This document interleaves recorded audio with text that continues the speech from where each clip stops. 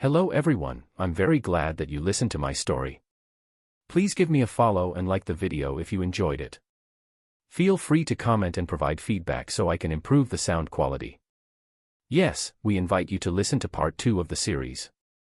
Chapter 35, Rash Actions and Limits. With both Jasmine and Elijah supporting my powerless body, we had managed to make our way back to the surface of the cavern where we fought the Elderwood Guardian. The once serene field of grass was in ruins as toppled trees and fallen stalactites lay scattered and splintered amongst fissured grounds. Do you think anyone else survived? I asked, carefully scanning the mess around us. Well, Reginald and Brauld were both frozen together with the mana beast from the last attack you used. I wasn't close enough to save Samantha either, after she got knocked off of you and landed near the Elderwood Guardian. I conjured a metal shelter to keep her safe from the debris, but I'm not sure if she was able to survive, Elijah reported. Between the after effects from using the second phase and worrying about Jasmine, I was a bit ashamed to say that I hadn't really thought about the rest of the party. I guess when I didn't see anyone else in the shelter with us, I immediately assumed they didn't make it. I don't think we'll be able to help Samantha in time, even if she is alive by the time we find her under all of this mess, I sighed. We still need to find the Elderwood Guardian's beast core. I think I'll be able to help with the first problem. Elijah knelt down, placing a palm on the ground. Give me a few minutes. Scan, the bespectacled boy muttered as a thin wave of mana spread out of his hand. Earth's Pulse. The spell that Elijah had just invoked, as far as I knew, was usually made to scan the ground for signs of approaching enemies. Usually, the caster would be able to hear footsteps and, if he was that skilled, perhaps distinguish the number of footsteps.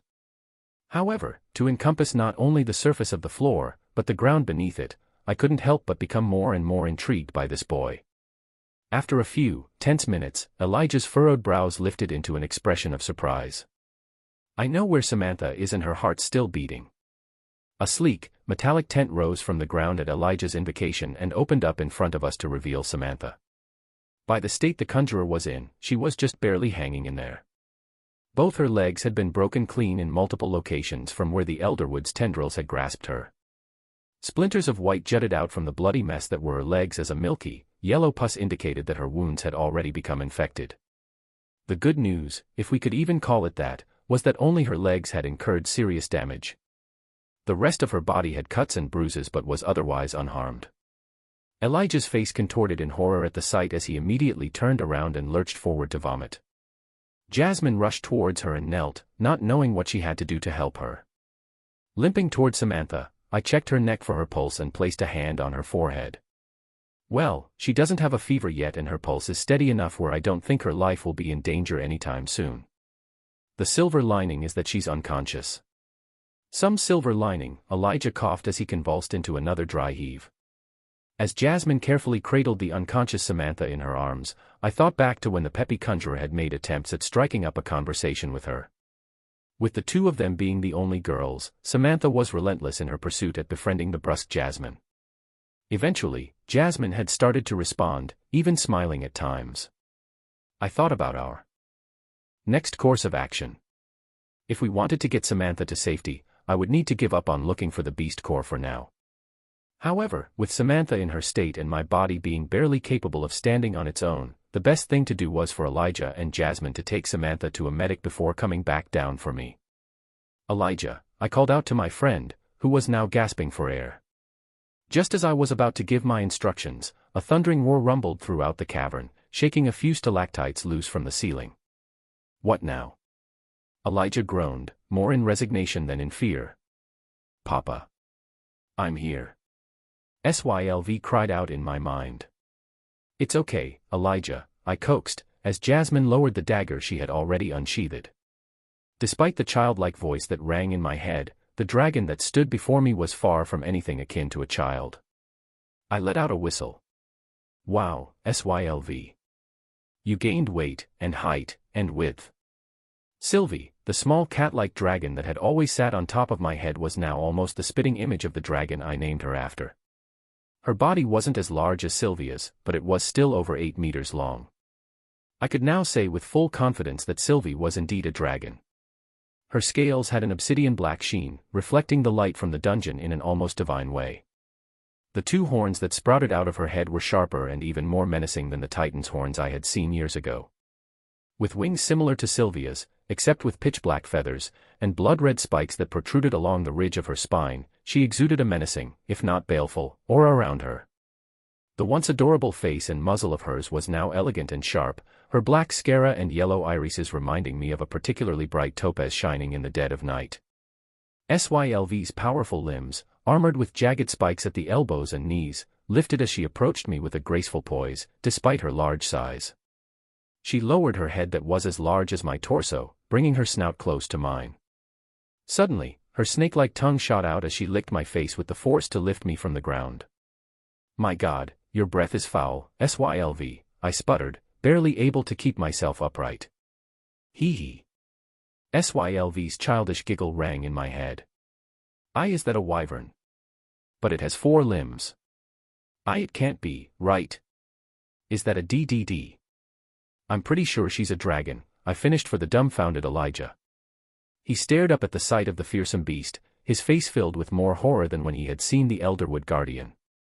Jasmine, who had already known about my bond, was still trembling at the sight of my juvenile dragon as she clutched Samantha close to her chest. "Elijah, this is my bond, Sylvie." I stretched my hand out to rub my dragon's snout, causing her hind leg to thump the ground in pleasure. I couldn't help but chortle at how little Sylvie had changed on the inside despite her dramatic transformation.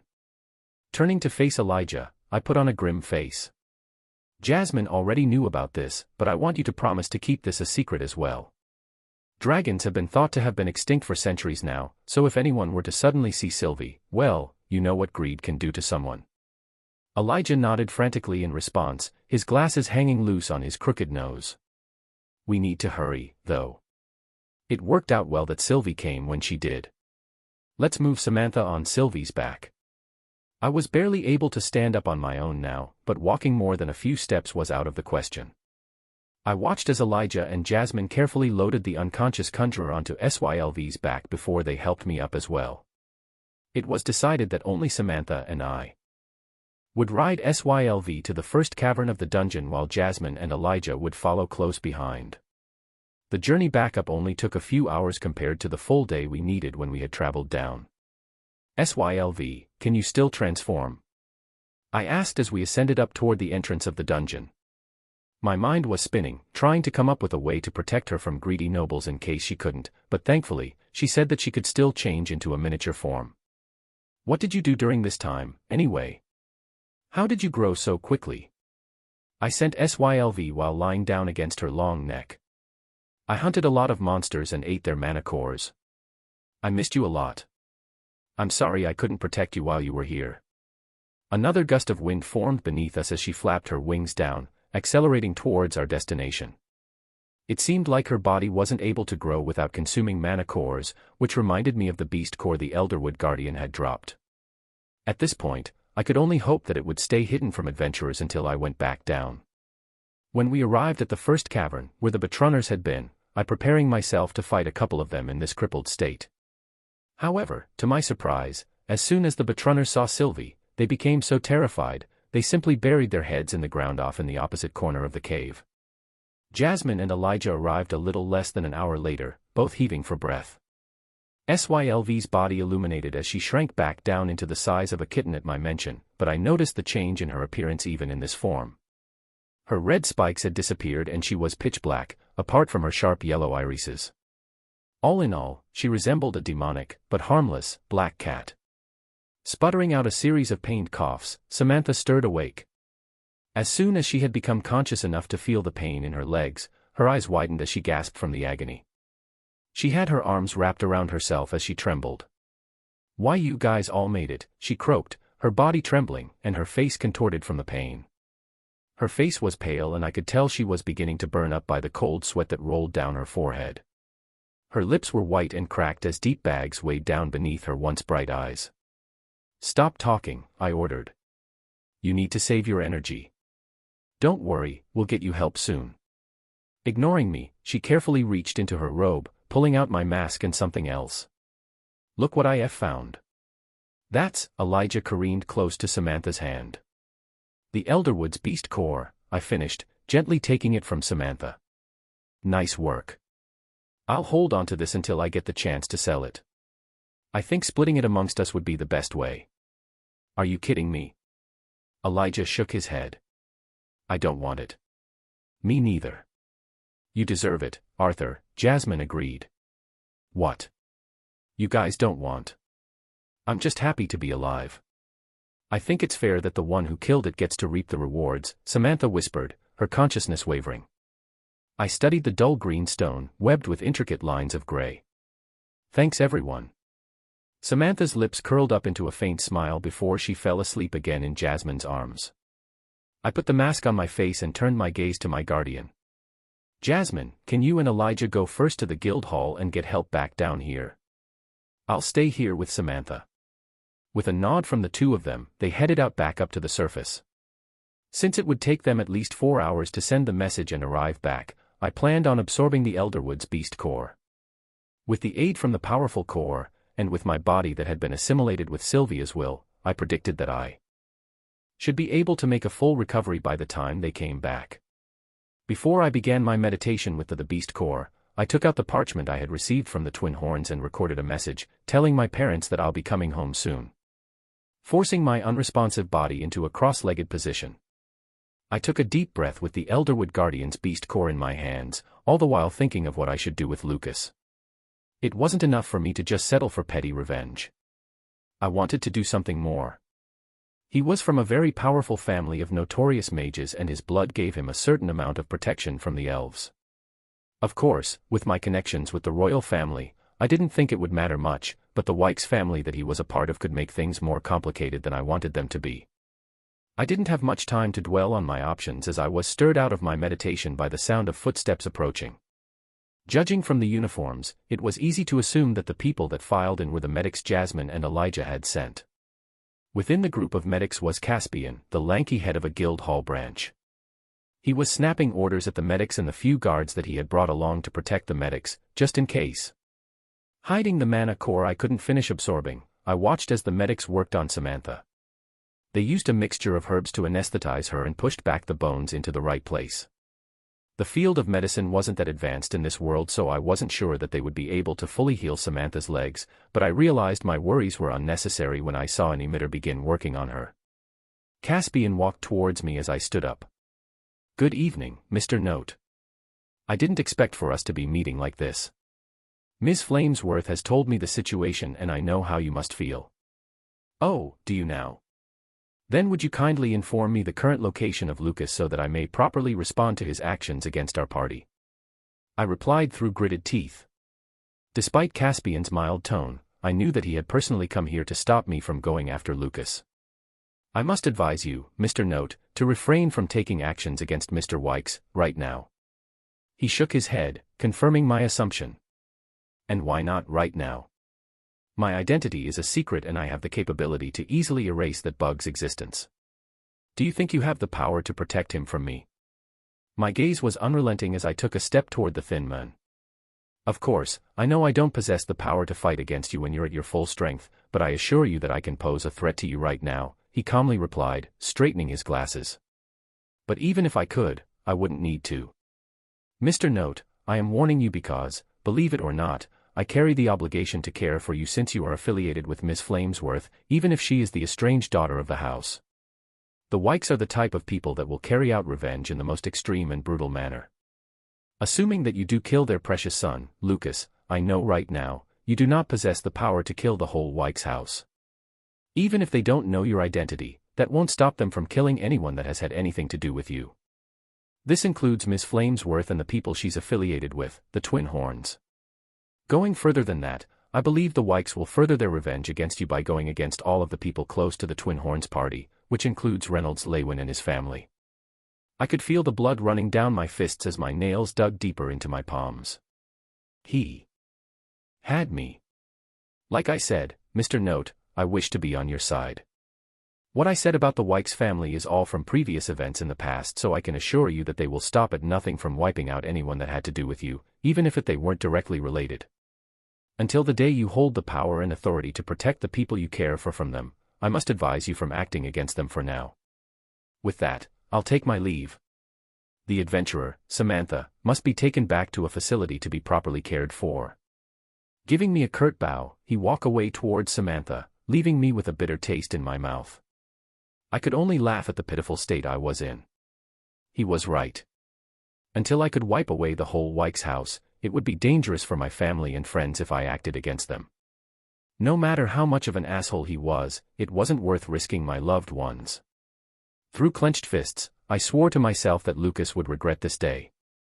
Elijah and Jasmine appeared soon after with solemn expressions, obviously overhearing the conversation I had with the Guildhall leader. Each placing a consoling hand on my shoulders, Elijah and Jasmine followed me out of the dire tombs with Sylv trailing close behind. We arrived at the Guildhall located on the outskirts of the Beast Glades about 2 hours later. Samantha was resting in the recovery facility as Jasmine, Elijah, and I were sprawled on the couches in a private room. Caspian had temporarily moved from his office in Xyrus to this branch and was seated behind the desk in the room when the door suddenly flew open. "You guys managed to make it out alive." Behind a group of barrel-chested adventurers posing as guards was Lucas. Caspian, seated a few feet away from us, leaned his head on his hand, vexed at the boy's impertinence, as he locked gazes with me to remind me of our discussion. Both Elijah and Jasmine sprang up from their seats, weapons ablaze as I remained in my seat. It took an amount of self-control that I never knew I had to stop myself from lunging forward and skewering the brat to the door he dared come in through. At this point, I couldn't tell whether he was that confident or just plain stupid for not just betraying us, but mocking us immediately after. I guess he wasn't completely dumb, since he had the sense to at least bring some backup. Lucas took a step forward, slapping the guard in front of him to move out of the way. "I wonder how you managed to escape from the terror of a beast. Did you have to sacrifice someone else to save yourselves? That whore, Samantha, is a cripple now, but she's alive, so I don't think it was her. I don't see brawled, though, don't tell me you sacrificed high." Before he had the time to finish his sentence, my fingers had already let go of the short sword I had hidden behind me. The next moment, Lucas let out a shrill scream as he clutched his right ear, blood leaking through the spaces between his fingers. My backup sword that I had picked out from the Helstia auction house had impaled itself deep into the wall behind Lucas, barely missing the head of the guard that stood behind him. At the sounds of the hollow thud and scream, the guards whipped around to make sure their boss was okay before turning back to me with weapons held ready. I stood up from my seat and walked steadily towards the pale Lucas, the entire room deathly silent. What do you think I'm paying you for? Get him." Lucas hissed, pointing at me with a trembling finger as his other hand still gripped his bleeding ear. The guard closest to me lifted his axe in position to split me in two when I quickly used the scabbard of the short sword I had just flung at Lucas to respond. A sharp snap rang as the end of my scabbard met with the guard's fingers. With a pained howl, he let go of his axe as he instinctively nursed his broken fingers. Before the rest of the guards could react, I lunged myself towards the frightened Lucas. I could hear Caspian gasp behind me in fear that I would cross the line, but my hand merely went to my sword impaled into the wall right behind the boy. The blonde noble's eyes nearly bulged outside of their sockets as his face was just inches away from mine. "My apologies. I merely dropped my sword and wanted it back," I whispered, my voice coming out deeper and more threatening, "thanks to my mask." I pried the blade out of the wall and sheathed it back into the cover I had used to break the guard's fingers. Turning around, I sat back on the couch, nonchalantly motioning at Caspian. On cue, the guild leader hastily responded. Now. Mr. Lucas, your ear is bleeding heavily. Let me escort you to the medical room to get that fixed up." Gently herding the noble brat and his guards out of the room, he turned back to me with an exasperated expression. "You did well," Jasmine broke the silence, taking a seat as well. "But I'm afraid you've made enemies with one of the strongest houses in the kingdom of Sapin. That's fine. He won't take action from what happened today." Despite that conceited attitude, Lucas is cautious. He knows that right now, if he doesn't go against me, I won't do anything more. Leaning forward, I gripped tightly at the black sword I had refused to unsheath until the end. I vowed silently that this wouldn't be the end. Chapter 36, Precautions. After escorting the runt of the Wykes house, I arrived back to my seat, tempted to burn the towering stack of paperwork that had accumulated over the past few days. After taking a deep breath, I slid a parchment from the top of the pile when the faint creak of the door tugs at my attention. It was that adventurer, note. Closing the door behind him, his warbled baritone voice whispers out in a barely discernible sound. Mr. Blad-Ehart, you haven't forgotten what you said about wanting to truly help me, correct? A sharp chill runs down my spine, his seemingly harmless words stabbed into me like a looming threat. Ignoring my angst, I held my stoic facade, straightening my glasses before responding. Of course. Your personal connection to Mrs. Flamesworth, as well as your own potential, had been regarded favorably by the guild. The masked adventurer, whose identity, or even age, I could not guess, nodded his head. I knew he was somehow connected to the Lewin household, but even a thorough background search had turned out fruitless. Good, he answered. I plan to take a very extensive break from being an adventurer, Caspian, so I would like to implore you for a favor. The way he talked sounded anything like an imploration, but I motioned for him to continue. Please, go on, I said, my curiosity aroused. After the whole debacle regarding Lucas and his unwholesome actions down in the dungeon, there were a few things that needed to be settled. For one, Lucas was to be tried for his unadventurer-like conduct, which needed to be held in front of a panel of judges comprised of high-rank guild workers. Seated in the descending gallery of a small amphitheater-like room, I faced the panel along with Lucas as the elderly robed men behind the raised desk looked through their notes. After a seemingly endless moment of unnerving silence, one of the elderly men that was taller than the four beside him stood up and cleared his throat. On behalf of the Adventurers Guild and the panel that is present here, I hereby declare the conjurer, Lucas Wykes, formally stripped of his A-class ranking for sabotage and endangerment of his party members during a dungeon excursion. Furthermore, he is prohibited from re-enlisting as an adventurer until otherwise stated by the guild. You may now hand in your card. A thick-bearded panel member beside the one that had just spoken banged his gavel, creating a loud echo across the room as Lucas begrudgingly handed his enchanted card. While normally, the sentencing would be filled with anxious family and friends, Lucas and I were the only ones present besides the judges. I had come to the conclusion that this was to keep news that could slander the Wykes house's name contained, but after hearing Lucas's verdict just now, I thought otherwise. Normally, what Lucas had done, down at the Dire Tombs, would be enough for him to be sentenced to imprisonment, on top of getting his title stripped. However, the vague addition that the elder made at the end, about him being prohibited from becoming an adventurer until otherwise stated, left for a lot of loose ends. I could only hold my tongue back and wait for this crooked sentencing to come to an end. Despite the rather lax sentence that Lucas had been given, the noble half-elf brat had an expression stitched on his face as if he'd just swallowed a live frog. The only silver lining I could see in this was Lucas's family beating some sense into the twerp for shaming his family's name. Lucas had been pretty riled up from my brazen act of retaliation back at Caspian's office. Ever since then, I'm sure he had nothing but boiling rage pent up in that little body of his, but after learning from Caspian that I had defeated the Elderwood Guardian, rather than escape from it, his rage-fueled vendetta had been filled with doubt. Next to be put on trial is the Augmenter, note. Faced with the clear enmity with Lucas Wykes and possible the whole Wykes family displayed by the act of aggression against Lucas, on behalf of the panel and the entirety of the Adventurer Guild, the judge glanced at his peers to his left and right. I hereby declare a temporary ban from Xyrus City during the entire duration of Lucas Wykes' attendance at Xyrus Academy. The gavel, once again, boomed throughout the room. To my right, I could feel Lucas's gaze bore into me as he waited for my reaction. Putting on my best angry voice, I leaned forward on the podium. Sir, I object to this punishment. Why am I to be reprimanded for Lucas's betrayal at the dungeon? I slammed my fists down on the bench in front of me.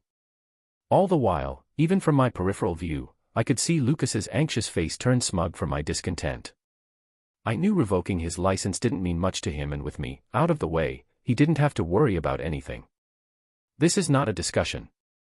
We are aware of the circumstances, which is why we chose not to revoke your license. You will be allowed to continue being an adventurer as long as we do not catch you near Mr. Wykes or his family. The judge's stern face glowered fiercer as his sharp gaze pierced through my mask. Wait. What about his identity? Wouldn't he be able to easily take his mask off and slip through inside the city and potentially harm me or my family? Lucas raised his finger at me, now confident enough to push me down even further. We have already decided to have his identity recorded once this sentencing is over, Mr. Wykes. You will not be allowed to know of Mr. Note's identity for obvious reasons of ill intent against him or his family, while select Guildhall mages will keep tabs on Mr. Note's whereabouts, masked or not. This is not up for debate. This sentencing is over, another judge declared. All 5 of them stood up and left before either of us had the chance to refute. Clicking his tongue, Lucas whipped his head, sending me a threatening gaze before walking with his entourage of guards that were waiting outside the door. Before stepping out of the room, he looked over his shoulder and shot me a look of haughty derision. If you know what's good for you, you'd best be at least 5 towns over from me at all times. Idle threats as you run away make you seem petty, boy, I shot back. The problem child of the Wykes house turned scarlet as I turned back around to be escorted by the guards. Behind the raised desks that the panel of judges were seated behind was a narrow door that opened with a touch. No need to trouble yourselves, gentlemen. I know you all have been dying to get back. I'll escort Mr. Note here out through the back with the guards, the judge who had spoken throughout the trial said. The rest of the panel must have placed a lot of trust in the men because the 4 of them graciously left just as we were about to head back. Stepping through the doorway, I readjusted my mask to make sure it wouldn't slip off as one of the judges let out a sigh. I trust that this little charade was to your satisfaction, Mr. Note. His sharp white eyebrows furrowed even deeper. Your acting was a bit over the top, but I think it was fairly well done, I shrugged. Thank you for your cooperation. Shaking his head, he gave me a helpless look. No need. It wasn't on your behalf that I did this. I sincerely hope that I can trust you not to cause any further trouble. We will not be able to hide the truth from the Wykes family forever, but as long as you do not go against them, they won't bother with you. I'm more careful than I look, Your Honor. I dipped my head in a quick bow. Caspian mentioned that there would be a passageway where I can safely remove my identity, right? Yes. Your acquaintances await you on the other side. The judge fumbled around with a couple of the books on a nearby shelf and suddenly a passage opened up from the ground. I bid you farewell, Mr. Note, and I do hope that you will not forget this act of kindness from the guild. I predict that there will be a time when we will call upon you for a favor, and it would be much appreciated that you remember what we did for you today. I see the top heads of the Adventurers Guild are sly and crafty, I let out a chuckle. At least you have the sense to know who to back. I'll remember. I stepped down the stairs leading to the brief underground passageway as one of the guards closed the entrance behind me. Opening the door on the other side, I was greeted by a rather painful headbutt from Sylvie. Gah. I breathed out, clutching my stomach. Q. Sylvie chirped as she scuttled to the top of my head. How did everything go, Papa? Is it over now? Can we go home? Jasmine and Elijah greeted me as well with a faint smile on their faces. Everything's over. Let's go back home, I said to everyone. Elijah asked, did you not want to visit Samantha? I think it'd be better if I don't visit her. Jasmine, maybe you should stop by the hospital next time to check up on her. Jasmine, who had remained silent the whole time, gave a slight nod as we continued walking. We trekked across the border of the Beast Glades toward the nearest teleportation gate. While I had a few mental conversations with Sylvie, both Jasmine and Elijah stayed silent until the sight of the gate came into view.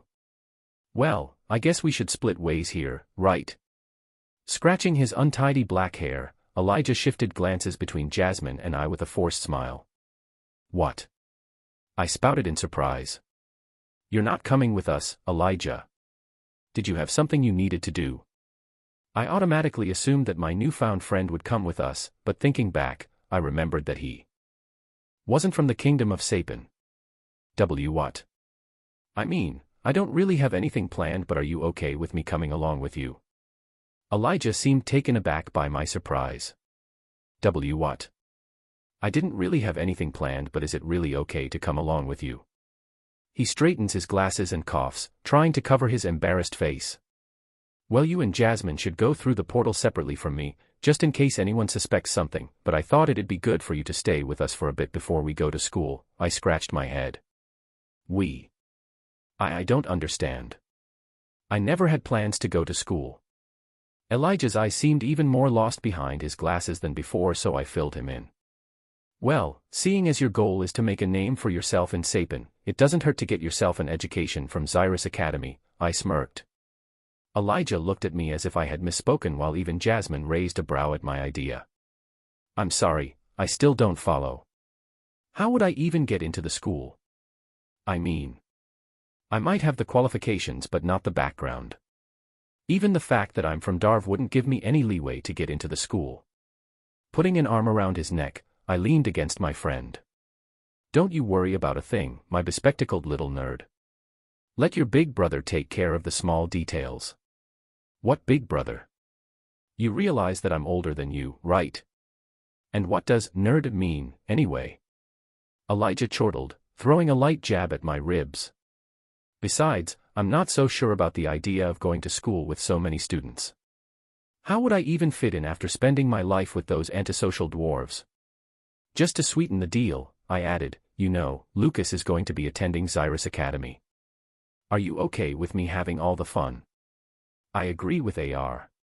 Note: you can always go back to being an adventurer later. Jasmine glanced around to see if anyone heard the mistake she almost slipped out. Okay, he relented as I squeezed him harder. If you can somehow get me in, I'll go. Besides, someone's going to have to hold you back from murdering Lucas on the first day of school. Good. Jasmine, can you take Elijah back to Helstia Manor? I have something I need to do first. I'll catch up to you guys. I pushed them toward the portal just a bit ahead. Jasmine nodded wordlessly and led Elijah away. After they were out of sight, my smile disappeared as I let out a small sigh. Come out, I called out calmly. With a swish, Caspian appeared beside me with his sheathed rapier tied to his waist. I am glad you took some precautions by sending the two of them away first, Caspian nodded approvingly. Thanks for getting the judge to play along with the act. Lucas shouldn't be suspicious anytime soon, I replied with a nod. My pleasure. At this point, I'm simply glad that this has been solved without anyone dying. Caspian chuckled, but I sensed his words were serious. I'm glad you think that way, I answered. Anyway, here's a little parting gift from me, the guild hall manager said, handing me a small pouch. I pulled at the drawstrings, opening the red sack he had given me. Inside was a heap of gold coins enough to make a countryside boy like me faint. However, I remained silent behind my mask and thanked him for the gift. As I turned and walked away, Caspian called out from behind. I advise you to use it to take appropriate precautions, Mr. Note. It'd be unwise to let your guard down, thinking you've cleared the mountain. Without looking back, I raised an arm and waved back at Caspian, heading towards the teleportation gate myself with Sylvie perched on my head. Elijah attending Xyrus Academy wouldn't draw too much suspicion. Jasmine was close with the Helstia family now, so having her vouch for Elijah would seem natural. I would make sure not to draw Dawn's ballad whenever I was with Lucas on the journey. The only problem was that the brat would be sure to recognize Sylvie. He'd seen the small, feline form of Sylvie back at Guildhall, after all. Sylvie? I asked in concern as a bright glow emanated from atop my head. Taking her off my head, I could see my bond transforming once more. Her pitch-black scales turned white as the horns sprouting from her head had completely receded. The scales on her lizard-like tail extended like fur as the scales on her body thinned out as well. As the bright glow subsided, I looked in surprise to see that my bond had once more taken on a complete transformation. The feline lizard form that she once had been was nowhere in sight, replaced by the form of a fox. As I carefully ran my finger through her back, I could feel a soft pelt where her scales once were. Upon closer inspection, I could see that her fur was actually incredibly thin scales that took on the appearance of a soft coat over her body. Sylvie's body was almost completely covered in a snowy white pelt as her nose, paws, and the tips of her ears remained black. Is this better, Papa? Sylvie's voice rang in my head as she curled up in my arms. How many forms can you change into? I asked, astounded. I don't know, but I'm tired, she replied. Good night. Why yeah. Good night, Sylv, I muttered aloud, still baffled at her mysterious abilities. Did all dragons have the ability to alter their forms so completely? I knew her main form was that of a dragon, like the one we saw down at the dungeon, but being able to change her color and size even more wholly than her miniature black form was astounding. I couldn't help but let out a wry smile at how conveniently my biggest problem had been solved. Before going into the town the teleportation gate was in, I casted a weak electric current into the air to make sure I wasn't being spied on like I had been earlier. After confirming that I was alone, I removed my mask and coat behind a tree, placing it inside my bag.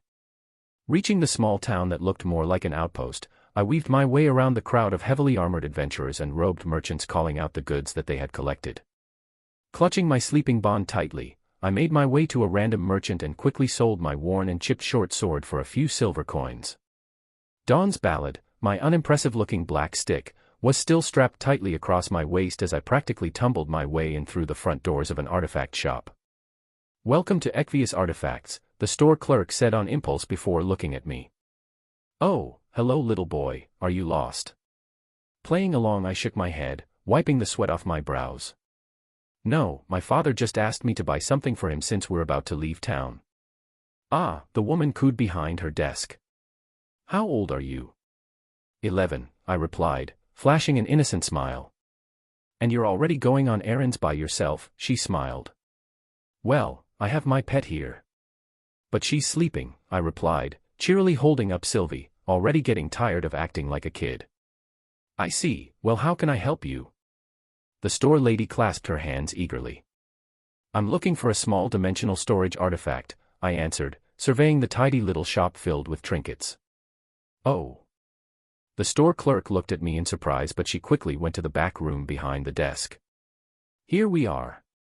The lady brought out a small box filled with a few cases. "This is where we keep all of our dimensional storage artifacts," she answered, unlocking the box. "Was there a particular size that your father wanted?" As she opened containers one by one, bracelets, rings, necklaces and other accessories sparkled from the various gems that adorned them. Just like the books I had read about the dimensional storage artifacts, they all seemed to be accessories that one could easily carry around without it being suspicious. This was because these particular artifacts had the ability to store and preserve items inside it, depending on its quality. Some highly valuable dimensional artifacts were able to hold a wagon's worth of storage inside and its weight wouldn't even change. The prices of these items were astronomical, but for people carrying valuable goods all the time, it was well worth it for them. None of the books I had read really went into detail on how you could actually create one since most were handed down for generations, but one method was carefully splitting the storage space in a particular dimensional storage artifact and creating multiple lesser artifacts out of it. "I just need one big enough to store this," I replied as I held up Dawn's Ballad for her to see, my eyes still focused on the few dimensional artifacts she had out. If it's only that, I think this ring should do it," she said, picking out a particular ring. I looked down to see that she had chosen an extravagant gold ring with a diamond embedded into it, alongside other smaller gems. "Do you have any that are less flamboyant?" I said, giving the ring back to her. Scratching her head, she combed through the box once more. "Aha.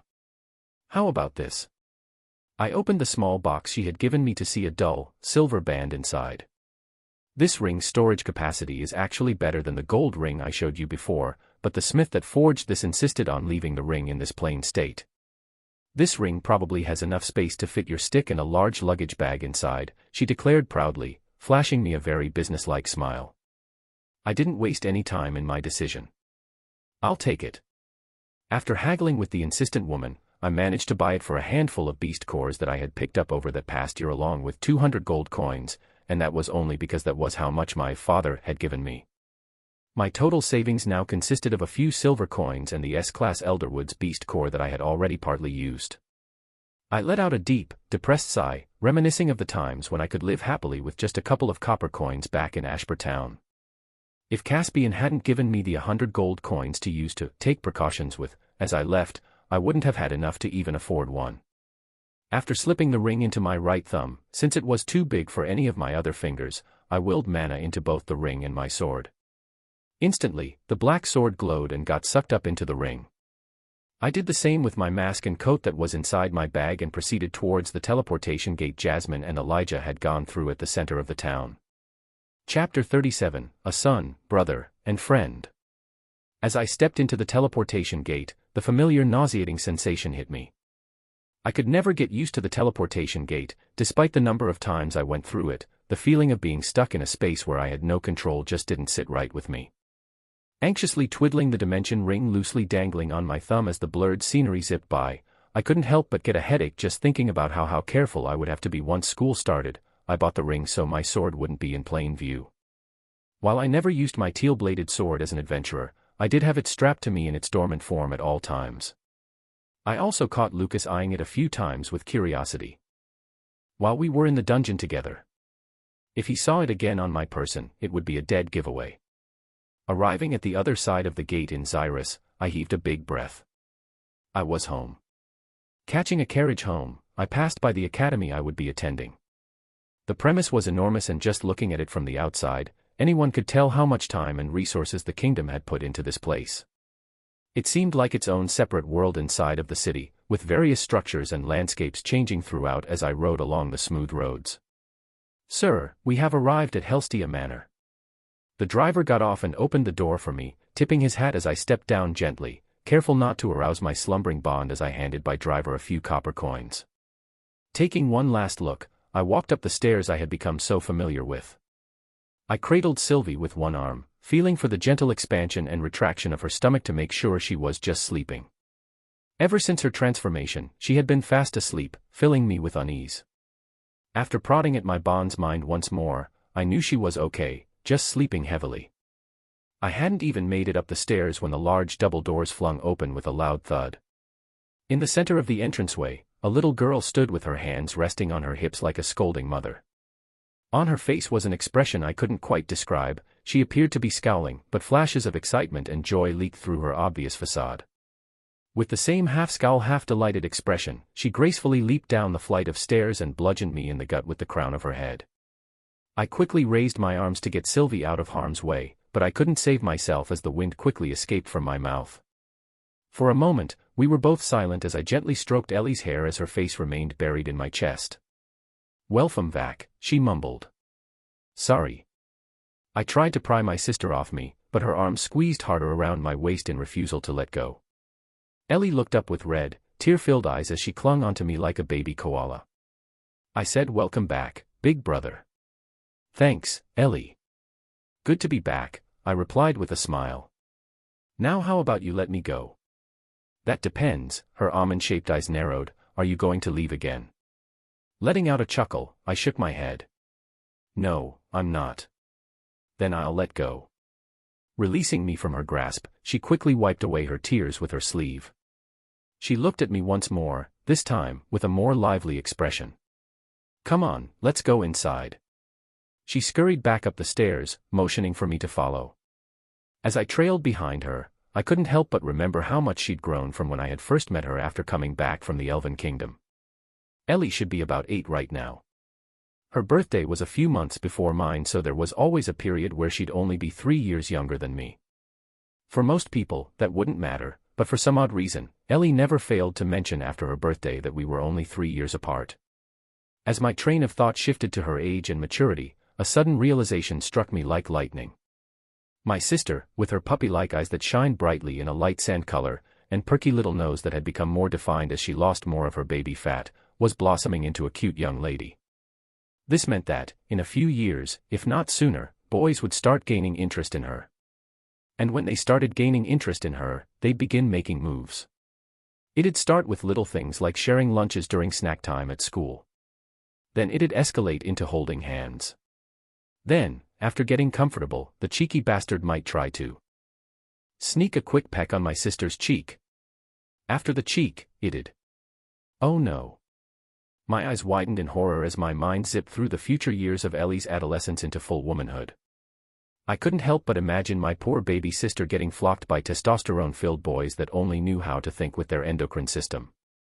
I shook my head, trying to dislodge the cancerous thoughts, vowing to myself that I would gladly carry out whatever torturous deed is necessary to any boy, with even a speck of filth in their degenerate minds, who dared to make a move on my sister. "Arthur." The sound of my mother's voice snapped me back to reality. She and my father came running forward, both with relieved and joyful expressions lined in their faces. My father, whose body seemed to even be muscular despite his age, scooped me up with a bright grin. "My boy," he beamed. "You haven't grown at all.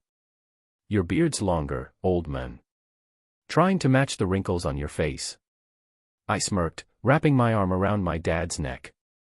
"Hey. That's my husband you're talking about, my mother chided as my father put me back down. Now come here. My mother wrapped her arms around me in warm embrace. As she let me go, I could tell by her red eyes that she was trying her best to keep her tears back. Sorry for worrying you, I said, seeing the pain in her eyes. Sniffing a sob back, she looked up and quickly wiped away a stray tear before smiling at me. You take just after your father, you know that.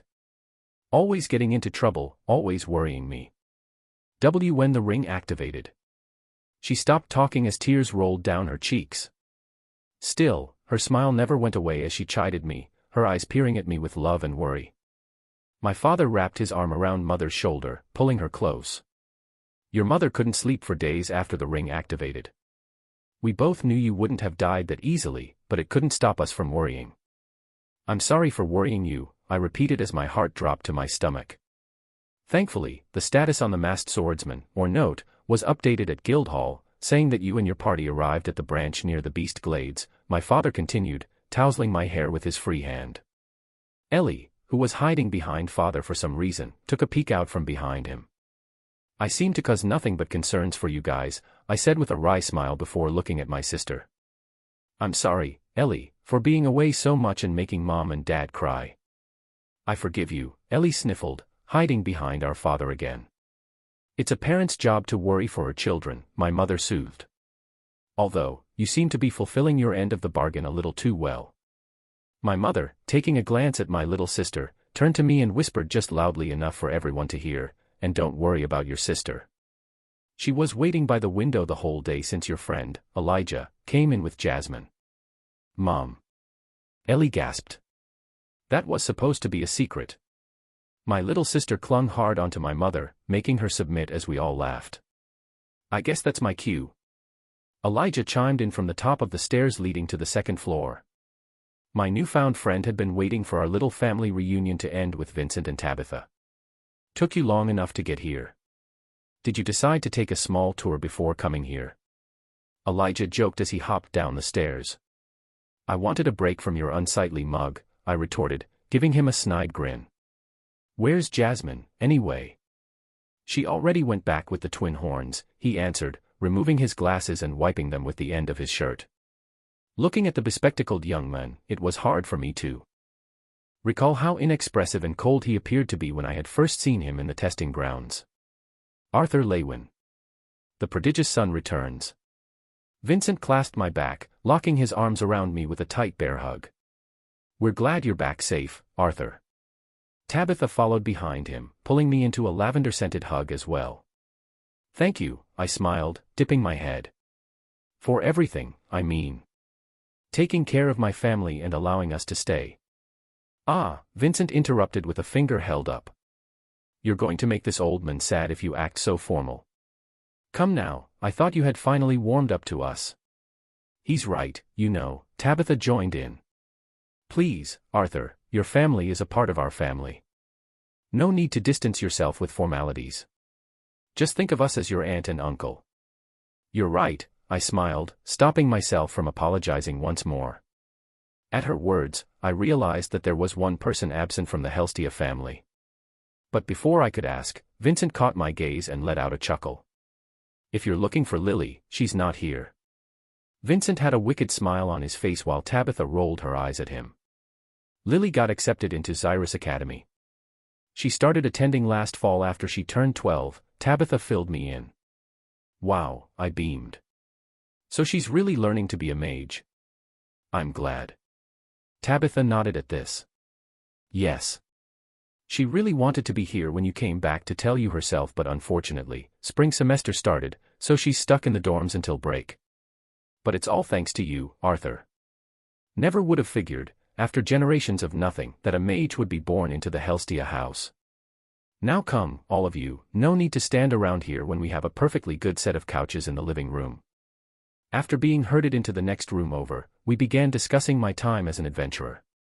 There were some details that I left out for my family's sake. I exchanged glances with Elijah when I skipped the part where Lucas betrayed us, but other than that, I made sure to fill them in to the best of my ability. My sister, who was sitting cross-legged on the couch across from me with Sylvie sleeping in her lap, was wide-eyed the entire time as I recalled the dungeon experience with Elijah. Her eyes practically sparkled at the fantasy-like fable, but it wasn't just her that became enraptured by the story.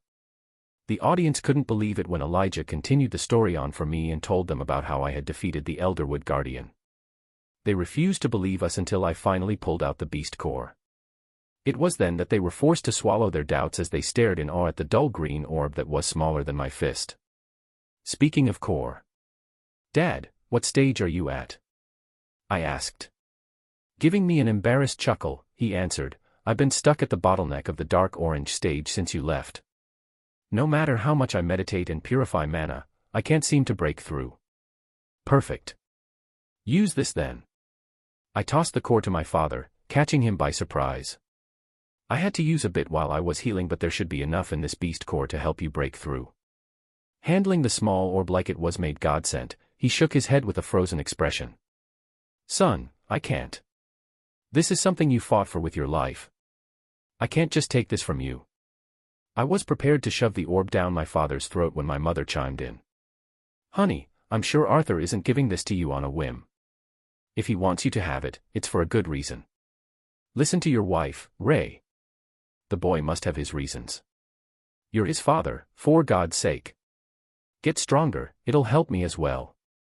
Vincent laughed. Tabitha just chuckled at this. Alice, your son brought quite the present. For the amount of worrying he caused me, I'm still weighing whether it was worth it, my mother joked, exchanging a laugh with her friend. You have to catch up to me, Dad. You can't let your son leave you in the dust, right?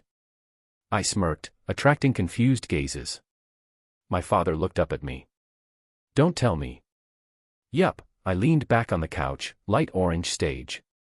Vincent's eyes practically bulged as his wife let out a sharp breath in awe. Sweet mother of, that's just ridiculous, Vincent breathed out, shaking his head. My family took the news a lot better, indicating that they were used to their monster of a son. My father held up the Elderwood's beast core with a renewed fervor in his eyes. Don't cry when your old man beats you down the next time we duel, then. You're on, I grinned back.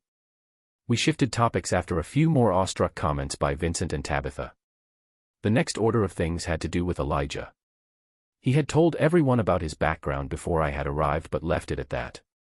I explained to my family and the Helstia wife and husband that he was both a close friend and a benefactor who saved both Jasmine's life and mine. How would you feel about sponsoring Elijah so he could attend Xyrus Academy with me? I finally said. I'll have to talk it over with Director Cynthia, if I can make that old woman squeeze in some time for me, but I don't see why not. Vincent answered with a grin.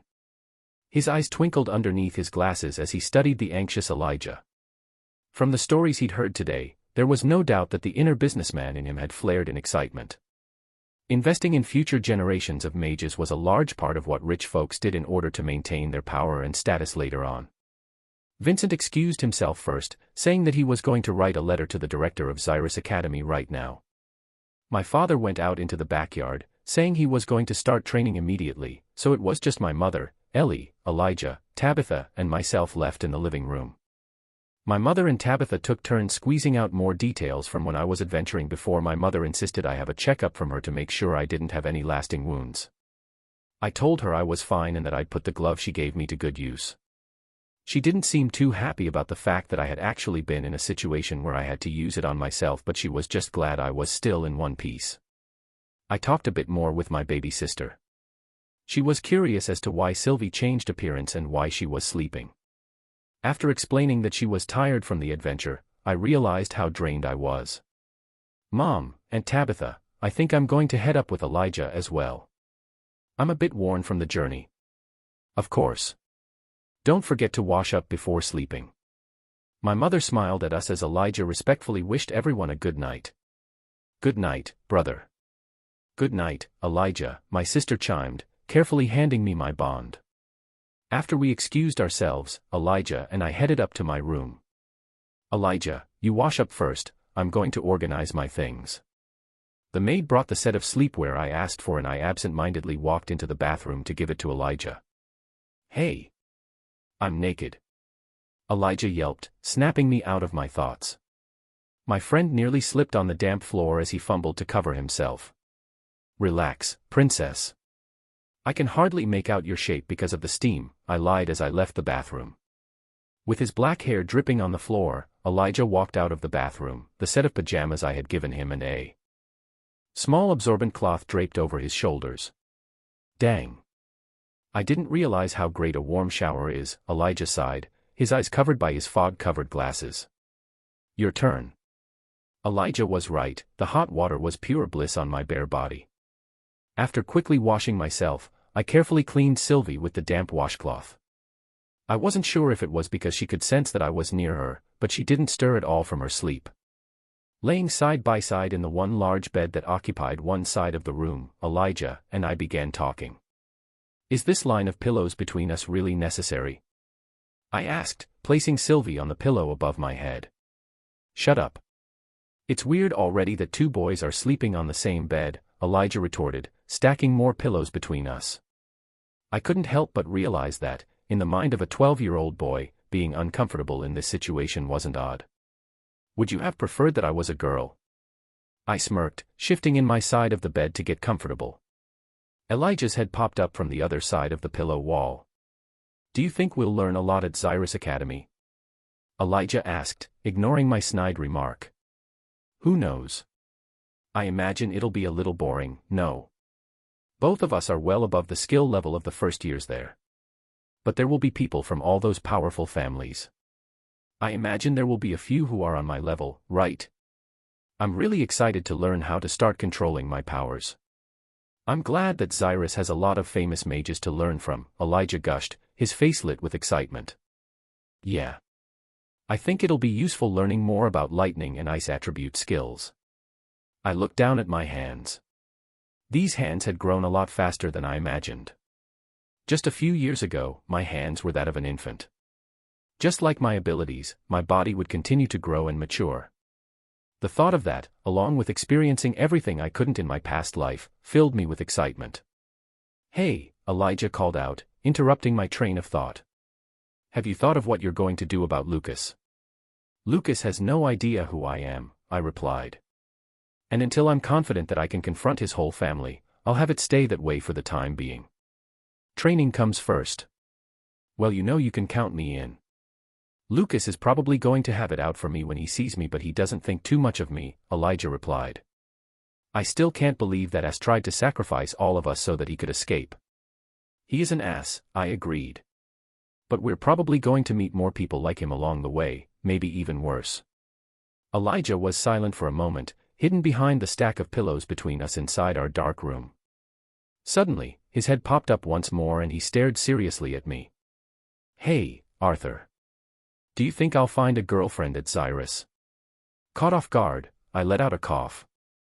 Wow, your train of thought is really all over the place, I let out before breaking into a fit of laughter. Even with only the dim, pale light of the moon lighting up our bedroom, I could Elijah's face turn red. I'm being serious, you ass, he exclaimed, smacking me with one of the many pillows between us. For such a serious-looking guy, you sure worry about normal things, I chuckled. Don't worry, I'm sure you'll meet some black-haired girl with glasses. Then you two will get married and make cute little babies with black hair and glasses and live happily ever after. Do you think babies are born with glasses or something? Elijah snorted. Besides, I'm sure you won't have any trouble getting the ladies with your disgustingly prince-like features. Am I smelling a hint of envy? I joked. You're smelling just a hint. Meh, don't worry. The girls our age just look like babies to me, I comforted. I won't take your thunder, my four-eyed friend. Until you find yourself a nice girl, focus on getting better control of your powers. You're right, Elijah muttered from the other side of the bed. Thanks. What was that? I asked, not making what he whispered. Nothing, you ass. I hope you fall on your face while you sleep, he snapped. Good night to you too, I grumbled, turning to my side. My mind, which was once filled with various thoughts on the future, faded into a dull blur as sleep overtook me. Chapter 38, In the meantime. The dim ray of the rising sun managed to peek through a gap in the deep burgundy curtains right over my eyelids, waking me up rather pleasantly. Rubbing my crusted eyes, I took a moment to silently take in my surroundings. The Helstia Manor wasn't built with attackers in mind, so the exposed stone walls were rather thin, instead, allowing for more windows. The room I had been occupying was large but hardly lavish, with only a large dresser to occupy the center of one wall and a desk situated in the corner of another. The only luxury I indulged myself in was the fact that I had my own private washroom, with a heated water supply, something I realized to be truly rare in this world. Shifting my glance to the unabashed figure of Elijah sprawled out beside me in bed, I shook my head with a smirk. The pillow fort that my friend had insisted on at first had long gone out of trend. Whether it was due to the fact that he had become more comfortable with me, or because building a pillow wall every night seemed to be hassle, I never asked. Carefully getting out of bed, I gently stroked Sylvie's head, making her gingerly stretch out like a cat. My bond had ended up sleeping for 4 days straight before eventually awakening. She explained to me that changing forms like she had a few days before would put a bit of a toll on her body, which was the cause of her deep slumber. Sylvie stirred awake for a few seconds before letting out a yawn and curling back beside my pillow. I walked over to the dresser, unhinging a thicker robe to wear over my sleepwear to fight against the frigid morning air that I had become unaccustomed to. It was only a little past dawn, so the manor that seemed to always be bustling with maids and my little sister was still very peaceful, with the only noises coming from the few cooks in the kitchen getting ready for the day. Not bothering to wash up, I made my way to the backyard where I felt fluctuations in mana. As expected, my father was busy training, absorbing the S-class beast core I had retrieved from the dungeon. Not wanting to disturb his training, I found a place to sit next to him and I began studying his aura. My father, Reynolds Lewin, ex-party member of the Twin Horns, was stuck at a bottleneck, unable to exceed past the dark orange stage. Over the past few days I'd been back home, I had spent a lot of time overlooking the mana circulation in my father's body, as well as Elijah's. As expected, Elijah's mana veins, the veins responsible for absorbing mana from the surrounding atmosphere, were incredibly wide. My father, on the other hand, had much more developed mana channels, the arteries that allowed diverse distribution of mana throughout the body, since he was an augmenter. However, while it's been developed to its limit, it was hardly exceptional. Ah. You're up early today, son. Why didn't you say anything? My father got up, wiping the sweat off of his face and neck with a towel he had on his lap. I didn't want to disturb your training, Dad. How are things going? I got up as well and began stretching. It took a few days, but finally finished. Absorbing the rest of the beast core. For some reason, though, the core didn't crumble.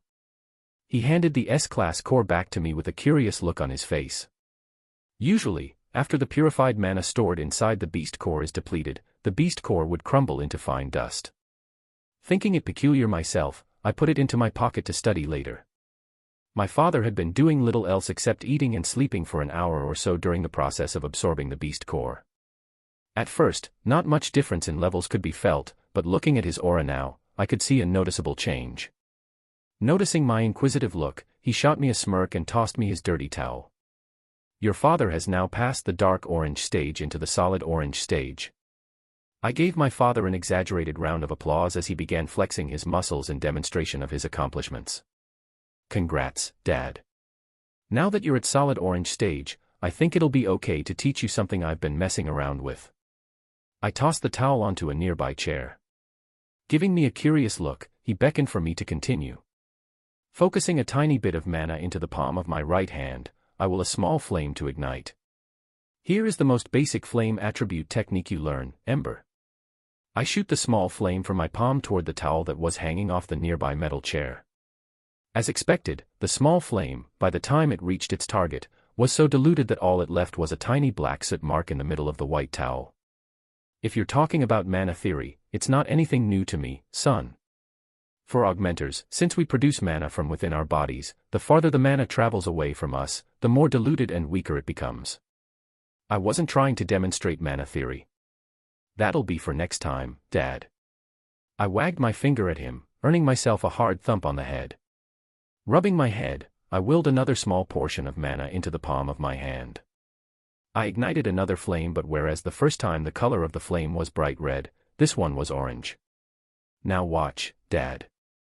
I shot the small flame, that was the same size as the previous flame, at the towel once more, but this time, it burned a small hole through the towel.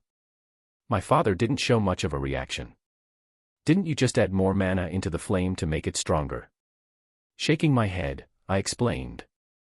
If I added more mana, the flame would be bigger. Dad, did you notice the color of the flame? Yeah, the color was a bit lighter, more orange. He scratched his head, trying to piece this puzzle together. That's the key. What I did just now was a technique that is considered a high-level spell used by conjurers. I grew excited as I began explaining it to him.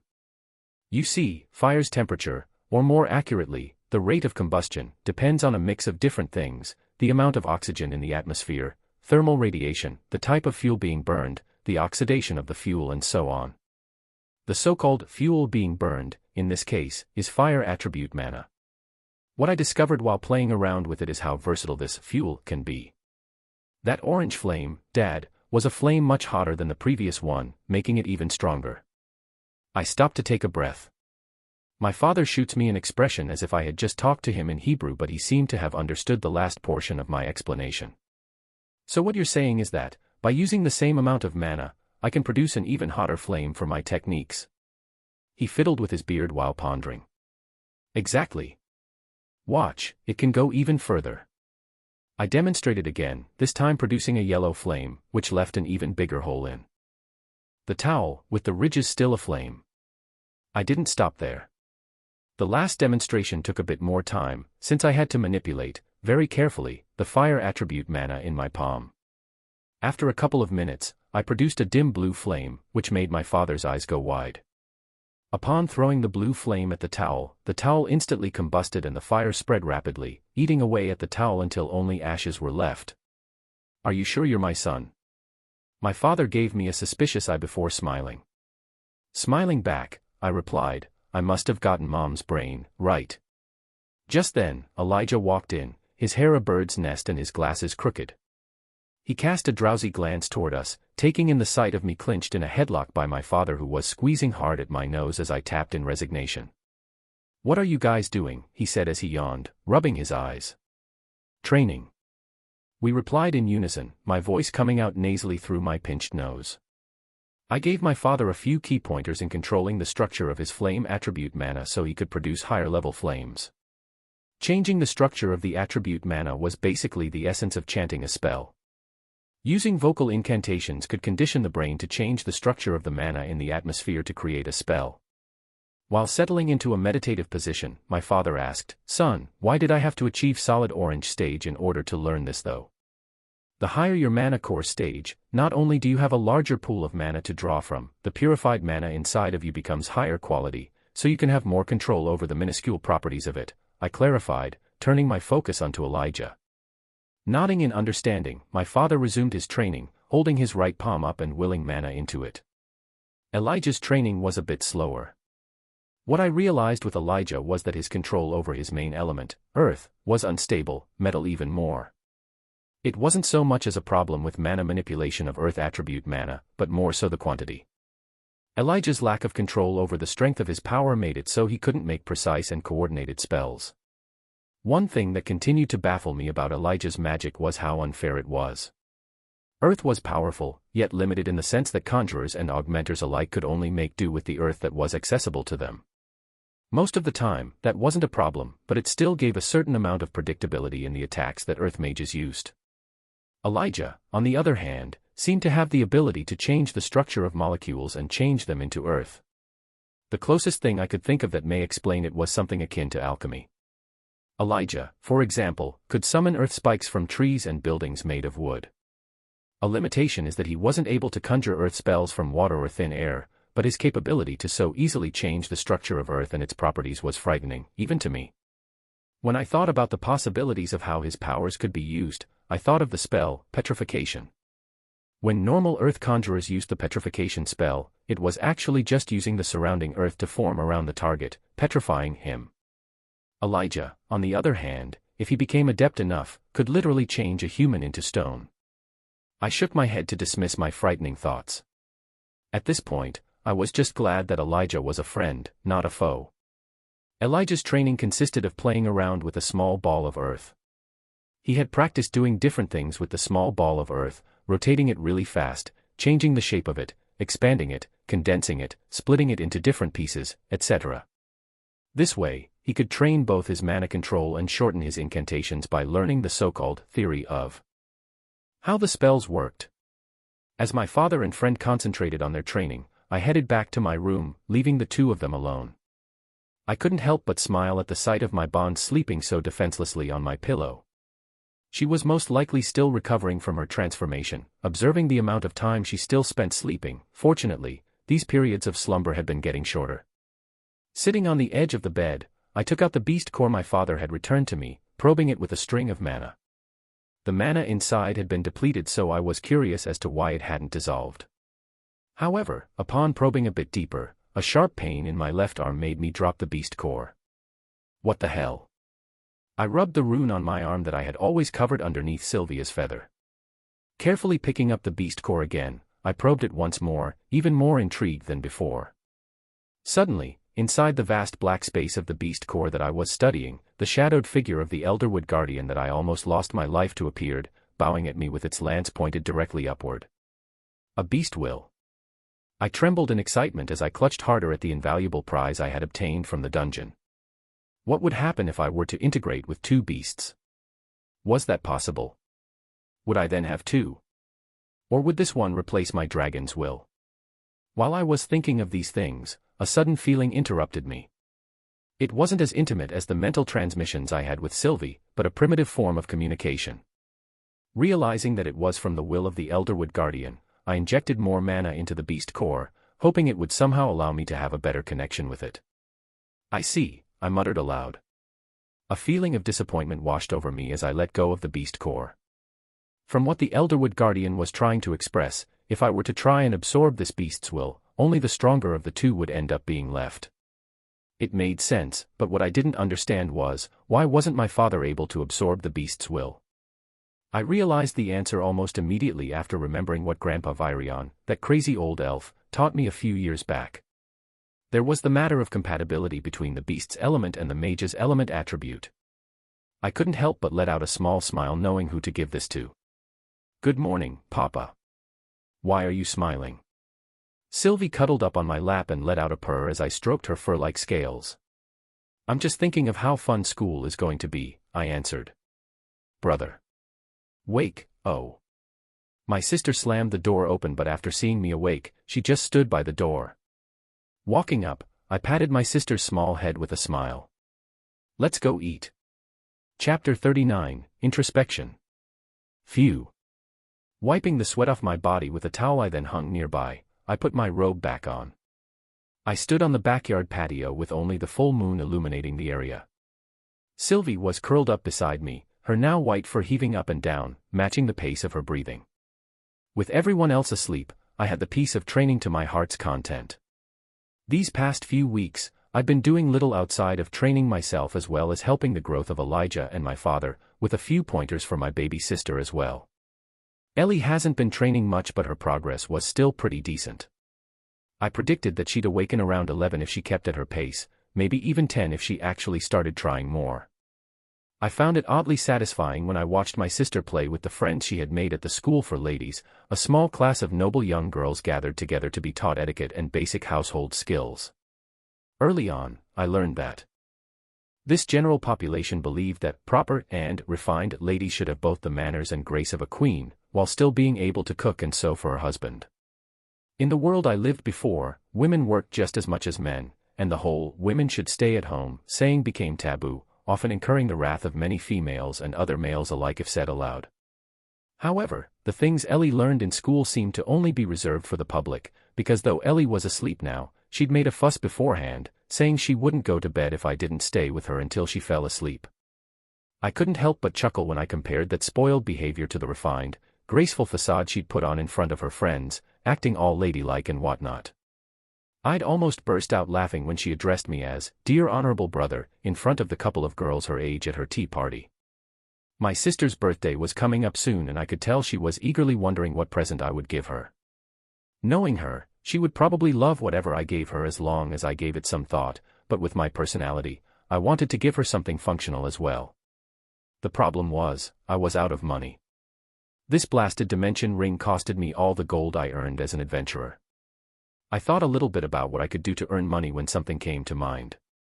One obvious advantage I had was the fact that my mind contained ideas and inventions that hadn't been developed in this world yet.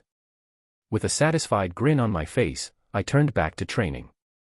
There were two things I was focusing on outside of developing my mana core, which I estimated would reach dark yellow stage by the time school started in autumn.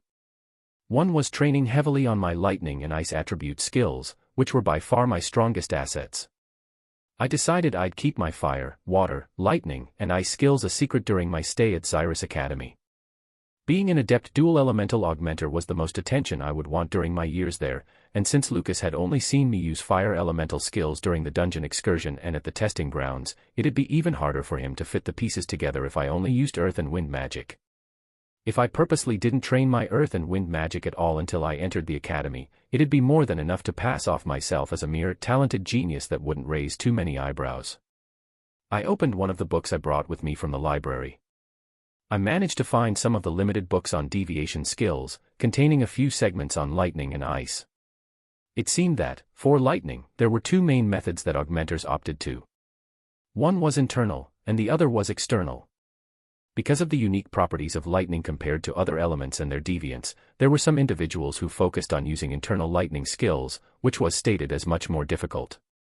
Thunderclap Impulse was one of the internal lightning techniques that I had developed, which could be seen as the stepping stone into much more powerful skills. The book only went on to say that, for internal lightning users, most reached a ceiling quite early on before ultimately switching to external techniques. This meant that internal lightning skills hadn't been developed enough for people to actually find advantages in it. This was also the route that I chose to go. While I would have some external lightning skills under my belt, I knew from experience just how much more powerful internal skills were compared to the external counterparts. Of course, it may not be as flashy, but what I wanted wasn't a dazzling light show, I wanted absolute power. It'd take time and patience to develop, but I already knew the rewards would be tremendous as I imagined the levels above just using a small current of lightning to quicken my reaction. As for my ice elemental skills, I wanted to focus on a wide range skills to fight against multiple opponents. The combination skill of white fire and absolute zero was my strongest skill, which I could only use under the massive power-up I got from the second phase of my Dragon's Will, Integrate. I imagined that, for now, even if I had the technique and theory down for either lightning or ice, I'd need to be in the integrate phase if I wanted to use the more powerful skills. I couldn't help but grow a little impatient at this fact, but there wasn't much I could do now except train. I had so many advantages, but I was still dissatisfied with the level of power I had. I could say with confidence that, if I were to fight against the former me from my old world, I would win. The amount of mana in this world and the fact that I had Dragon's Will alongside mana rotation, I could easily overpower my previous self. However, the world I was in was filled with dangers much greater than the dangers in my old world, so growing complacent would end up being detrimental. I picked up the other book that I brought, which was on beast wills.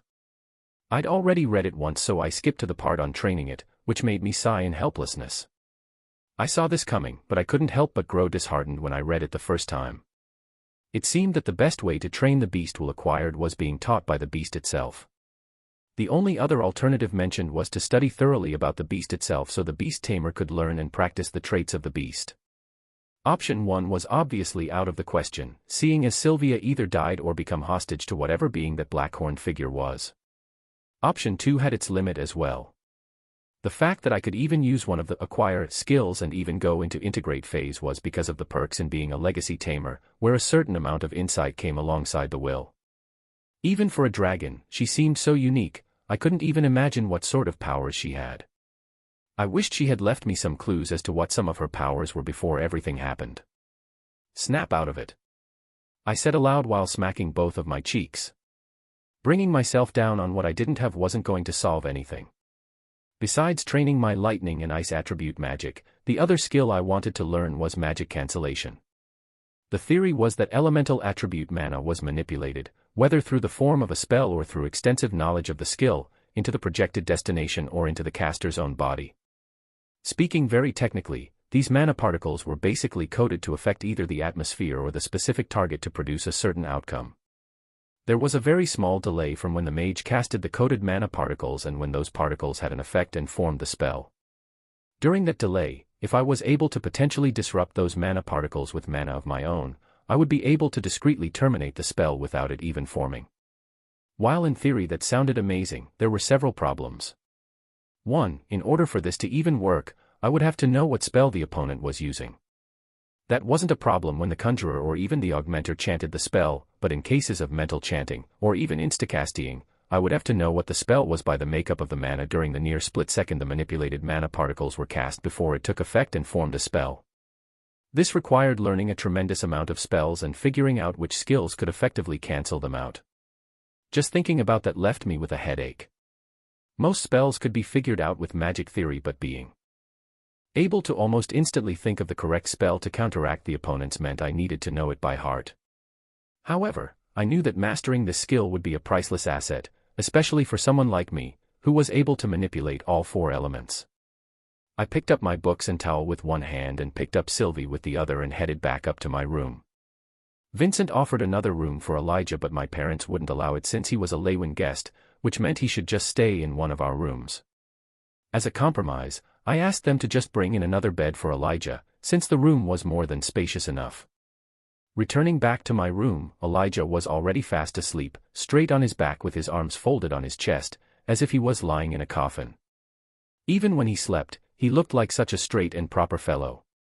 Elijah was a good friend, and it helped that our personalities complemented each other. Elijah was pretty peculiar. Despite his straight-laced, stern appearance, mainly due to the hair and glasses, he was a very emotional lad. He was logical in a way where he had set principles that he never strayed from, making him very honest and trustworthy, but when it came to people and relationships, he often thought with his heart, leaving him quite vulnerable if people chose to take advantage of him. As for me, whether it was because I lived and remember my previous life, I could only see myself as analytical and somewhat scheming. I had to admit that I had a hard time trusting people completely and always tried to think a couple steps ahead. I somewhat regretted the lack of innocence I had compared to normal 11-year-olds, but one thing I had grown to realize was that, when it came to the few close relationships I did have, I would become very invested in them, almost to a fault. Did it have something to do with being an orphan in my previous life? Because the only close person I had was the caretaker that picked me up and was later killed. Even as a king, I couldn't say with confidence that I had been the most mature, and in many aspects. I would even say I wasn't very king-like, but one thing that I couldn't change was the amount of importance I had to those I held dearly. After taking a quick shower, I sunk into bed, causing Sylvie to stir in her sleep. She cuddled by me and started breathing steadily again, and the slow rhythm of her breaths lulled me to sleep. Chapter 40, New Winds. Brother, wake up. Oof. I groaned, the wind forcefully expelled out of my lungs as my sister jumped on top of me. Rubbing my sore sternum, I gasped out, Ellie, you're not a little kid anymore. You're going to seriously hurt me one day. Are you calling me fat, brother? Ellie feigned a gasp. Extremely, I added, tossing her off of me. My little sister let out a surprised squeal as I tickled her. This little rascal, only learning useless things at that school for proper ladies or whatnot. After a tear-filled surrender by my sister, I turned to see Elijah already showered and clothed, his glasses still clouded from the steam. I swear, you sleep like a log, Art. Your wife is going to seriously have to use spells to wake you up when you get older. Shut up, I slurred, too tired to make a witty comeback. After quickly washing my face and fixing my hair to a barely presentable degree, the four of us, with Sylvie on top of my head, headed downstairs. I wonder what's for breakfast. I hope it's Mia meat, Sylv pondered excitedly, her little fox head swaying side to side in anticipation. Good morning, you four. You guys are just in time, my mother called out to us from the kitchen as the maids were preparing the table. Even though there were cooks in the manor, my mother found it imperative to at least prepare breakfast for us. So, as Tabitha helped her with the meal, the maids set the table and cleaned up afterwards. After I came back, my family, as well as Vincent and Tabitha, both noticed the apparent change in appearance of Sylvie. I tried playing it off as her naturally transforming after digesting a lot of beast cores, but I had the sense that my parents and the Hellstees knew Sylvie wasn't just your average mana beast. Hell, I'd sometimes catch them talking to her like she was a human. Good morning, boys, and good morning, my little princess. Did you guys sleep well? My father, who was talking to Vincent, turned to us, giving my struggling sister a bearded kiss on her cheek. Dad. That tickles. She pushed him away, wiping the spot she was kissed. Did you guys sleep well? Vincent asked, half smirking as he watched my father dote on Ellie. Good morning, Aunt Lewin, Aunt Tabitha, Uncle Vincent and Uncle Reynolds, Elijah announced before he sat down next to me. He'd stopped calling my parents Lord and Lady as he got closer to them, eventually calling everyone either Aunt or Uncle. After saying good morning to everyone, I got back to my seat and started eating a ham and vegetable omelet with a very light soup. While eating, my father suddenly spoke up with a mouth full of eggs. That reminds me. Kids, if you don't have any plans, do you want to go with us to City Square? There's a big announcement in the capital city of Atiston where the king and queen reside, but a couple of artificers are going to put up a live projection of the broadcast in City Square. Honey, please don't talk with your mouth full, my mother gently scolded before getting back to her conversation with Tabitha regarding the latest rumors on some mutual acquaintances. It seemed like she was getting along quite well with the noble ladies of Xyrus, seeing as the both of them often go out to brunch meetings and afternoon shopping trips. Sounds good. Elijah and I don't have anything planned today anyways, right? I turned to my friend who was wolfing down his second omelet. He shot me a thumbs up, his cheeks filled with food. I wanna go too. Can I, Mom? Ellie leaned forward on the table towards my mother. You have school today, Ellie. You can hang out with your brother after, she answered, nudging my pouting sister back down into her chair. Uncle Vincent. I remember you mentioned something about how you were going to visit a famous researcher that has a lab in Xyrus. Do you mind introducing me to him after we watch the announcement today? I said in between bites of food. Ah, you mean Gideon. Has he caught your interest? He's not just a researcher but a well-known inventor and artificer as well. He's the one responsible for designing the ships we use for rivers as well as a few other well-used artifacts.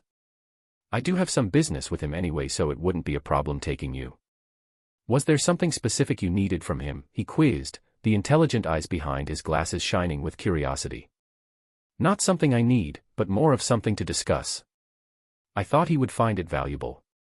My vague answer caught his interest all the more. Well, he's not the type to meet new people, but I'm sure I can get him to pop his head out of his hole if I'm with you, he nodded to himself. Great. Looking forward to it. I focused back on my empty plate. Looking down, I caught Sylvie scarfing down the last of my omelette. The city square, which was usually bustling with a lot of activity, was abnormally packed with both normal civilians and nobles alike. On the side of the large clock tower, there were 4 orbs creating a square, while underneath these floating orbs, there were 2 artificers with their brown robes. The less than attractive clothing signified that they didn't do their work for glory and fame, but it didn't keep the mages from chanting with unnecessarily grand gestures, hands waving as if they were conducting a symphony. Sylvie was fidgeting on top of my head, taking in all the sights and the huge crowd of people gathered. It was only Elijah, my father, and Vincent that came with me, as the women in the house had other plans. As more and more people gathered, a crackled image began forming with the 4 glowing orbs as its corners. Suddenly, the fuzzy image became clearer, the mirage of colors forming into the image of the Glader Castle. The 3 kings and queens of the different countries in our beloved continent of Dicathan have gathered here on this memorable day. I see a very fancily dressed man with a thick gray beard announced to an audience that looked to be in the hundreds of thousands, judging by the space the people took up. Attention humans, elves, and dwarves alike, I go by Blaine Glader. While most of you know me as the King of Sapin, today I speak not as the King of Humans, but as one of the representative of the continent of Dicathan. The hundreds of thousands of people all kneeled, some going on all fours in worship at the sight of the king. The blurry projection becomes clearer and zoomed in closer to the balcony of the castle. There, I could see the King of Sapin in the front with the Queen of Sapin, Priscilla Glader, seated behind him alongside a few other important-looking figures. My eyes widened as I spotted Alduin and Muriel Aerolith, the King and Queen of Elenoir, with Grandpa Virion standing behind them with his arms crossed and his white hair tied neatly behind his pointed ears. Beside them are 2 representatives of the dwarves, both lavished in extravagant clothing much too large for their compact figures. I assumed that they were the king and queen. Today marks the beginning of a new era in this continent we call our home. I assume many of you are aware of the existing problems between the humans and the elves, while even the dwarves were considered just business partners. However, that is not the way we wish to continue. The representatives of all 3 kingdoms, your leaders, have met together many times over these past few years in an effort to unite our races. 2 years ago, we had agreed for all 3 races to be able to become adventurers. It started out with just one or two representatives, but now it has expanded. It brings me a smile when I see parties with humans, elves, and dwarves alike, working together towards a common goal. Last year marked another big milestone where Xyrus Academy welcomed students from the Kingdom of Elenwar and the Kingdom of Darv so that the new generation of mages can make friends and memories with not just humans, but all three races. We all understand how difficult it may be for some of us to adjust after constant enmity between us. However, we urge you to let go of the past and the discriminations you may hold, and think beyond that, if not for yourself, but for your children and the future of this continent. There was another big round of applause with a roar of worship and adoration accompanying it. King Glader sat down and Alduin Aerolith, the king of Elenwar and Tesha's father, got up from his seat and cleared his throat before speaking into this world's version of what seemed to be a microphone. It is an honor to speak on behalf of everyone here on this unforgettable day. As King Glader so adamantly stated, I am also in agreement about the future of our continent. For some people, this may not hold much interest, but for many who yearn for adventure and new places to visit, I can wholeheartedly say that this continent is filled with many unknowns. An obvious example is the very beast glades residing just beyond our borders. While an uncountable number of adventurers have ventured out into the beast glades, it is not an exaggeration to say that not even half of it has been traversed. While the mana beasts have not left the beast glades, who is to say that just because they haven't yet, they never will? Even in our own homeland of Daikathan, there are places so dangerous, no one dares to explore, but what if I were to say that even greater mysteries and dangers are out there? King Aerolith paused for a brief moment while the crowd in Atiston and the crowd here in the city square of Xyrus filled with the sound of murmurs. That's right. You have not heard wrong, fellow citizens of Daikathan. We are announcing today, February 10th of the 1005th cycle, that we have found evidence of another continent. The crowds erupted into a clamor of noises, some angry, some afraid, but everyone curious. Even my own hands shook in excitement as my father and Vincent looked at each other in shock. Please. We ourselves don't know very much, so your guess is as good as ours. What we do know is that, out there, possibly within reach in a few years' time, is another continent that may or may not be hostile. There have been evidence of them trying to reach us as well, but on both sides, it seems that our current technology does not permit us to travel that far. The crowd shown in the capital was in chaos until the Dwarven King rose from his chair and trotted towards the microphone. Quiet. The Dwarven King roared into the voice-enhancing artifact. As Alduin said, we don't know much. However, in these times of uncertainty and possible threats in the future, wouldn't you guys all agree that standing beside one another is what's best for this continent and our people? Your children can be in danger as well. The last thing we want is to fight amongst ourselves. Our appearances may be different and our cultures may clash, but remember this, we are all born in this continent of Daikathan. I for one am proud of that and hope that future generations will feel the same way. What about you? The crowd remained silent at first, but a couple of claps triggered a huge boom of applause as cheers and whistles broke out. The Dwarf King wasn't as eloquent in his words as the two previous kings that spoke, but his words had a very strong impact. Even Elijah next to me was clapping excitedly as Sylvie continued to watch the screen in curiosity. The process of joining our three races and kingdoms will take time and much effort, but today, we will be anointing 6 individuals that we, the 3 kings and queens, believe to be the most courageous, tactful, smart, and powerful. From the back of the podium, 6 warriors came out, 2 elves, 2 humans, and 2 dwarves. Clad in refined white armor that varied slightly for each person, they walked up and knelt down on one knee. The 3 kings each made their way in front of the 6 kneeling knights and took out from a small ornamental box 6 rings. King Glader of the humans presented the rings to the 2 elf knights while the dwarf king presented it to the 2 human knights. Finally, King Alduin of the elves placed the rings on the 2 dwarf knights, stating that they stand and bow to the crowd. As the cheers exploded, King Glader went up and spoke once more. These 6 individuals will henceforth be granted the title of the 6 lances. Each lance signifies the ties they hold not to their kingdom, but to the entire continent. This is a truly historical moment as the first lances have been anointed. These 6 individuals' main goal will be towards the well-being of the continent, whether that be exploring dangerous and unknown dungeons in the Beast Glades, as well as working alongside us, the rulers of this continent, to ensure that our home is protected when the time comes that we are met with foreign hostilities from a different continent. Once more, the crowd roared as many began throwing flowers and the hats that they were wearing up in the air. As the crowd in Xyrus began clamoring in excitement, I couldn't help but think to myself. I knew that such theories as herd mentality or crowd psychology hadn't been defined in this world, but the leaders of our country knew exactly how to exploit the emotions of the mass. Lastly, while the title of being one of the 6 lances may be prestigious and comparable to even ourselves as kings and queens, this title also brings upon a great burden and danger. Children of the new generation that seek to become the future protectors of this continent, strive to be one of the 6 lances. Grow strong and noble, as not even the heavens are the limit. With that, the 4 orbs making up the corners of the projection floated down as the image of the announcement faded. The last thing we heard were the chants of, "Long live the king, long live Dicathan." Beside me, I heard Elijah muttering to himself, "Wow, the 6 lances. That sounds awesome." The children within the crowd already started play-acting the scene of the anointment, shouting with their friends that they too have become one of the 6 lances and are going to go out and fight evil. A part of me wanted to be excited as well. Hell, I was excited. The prospect of a new continent to explore with different people and maybe even different races intrigued me to no end. However, I was quite cynical of this whole thing. Sure, the points they made were quite valid, but in the end, they were just baselessly making this new continent the common enemy so that all of the races of Dicathan could unite. It was an old tool used by many kings, but an effective one that worked. Still, my heart as, not just a king, but a warrior and mage thirsting for adventure and excitement, thumped harder and harder. Not even the heavens are the limit, I repeated under my breath. Chapter 41, I'm Not That Nice. As we plowed our way through the crowds in City Square, I overheard various conversations about the lances. These 6 lances were more than just a group of overpowered mages, they would soon become the very symbol of this continent. Composed of 2 lances for each race, they were impartial towards all humans, elves, and dwarves.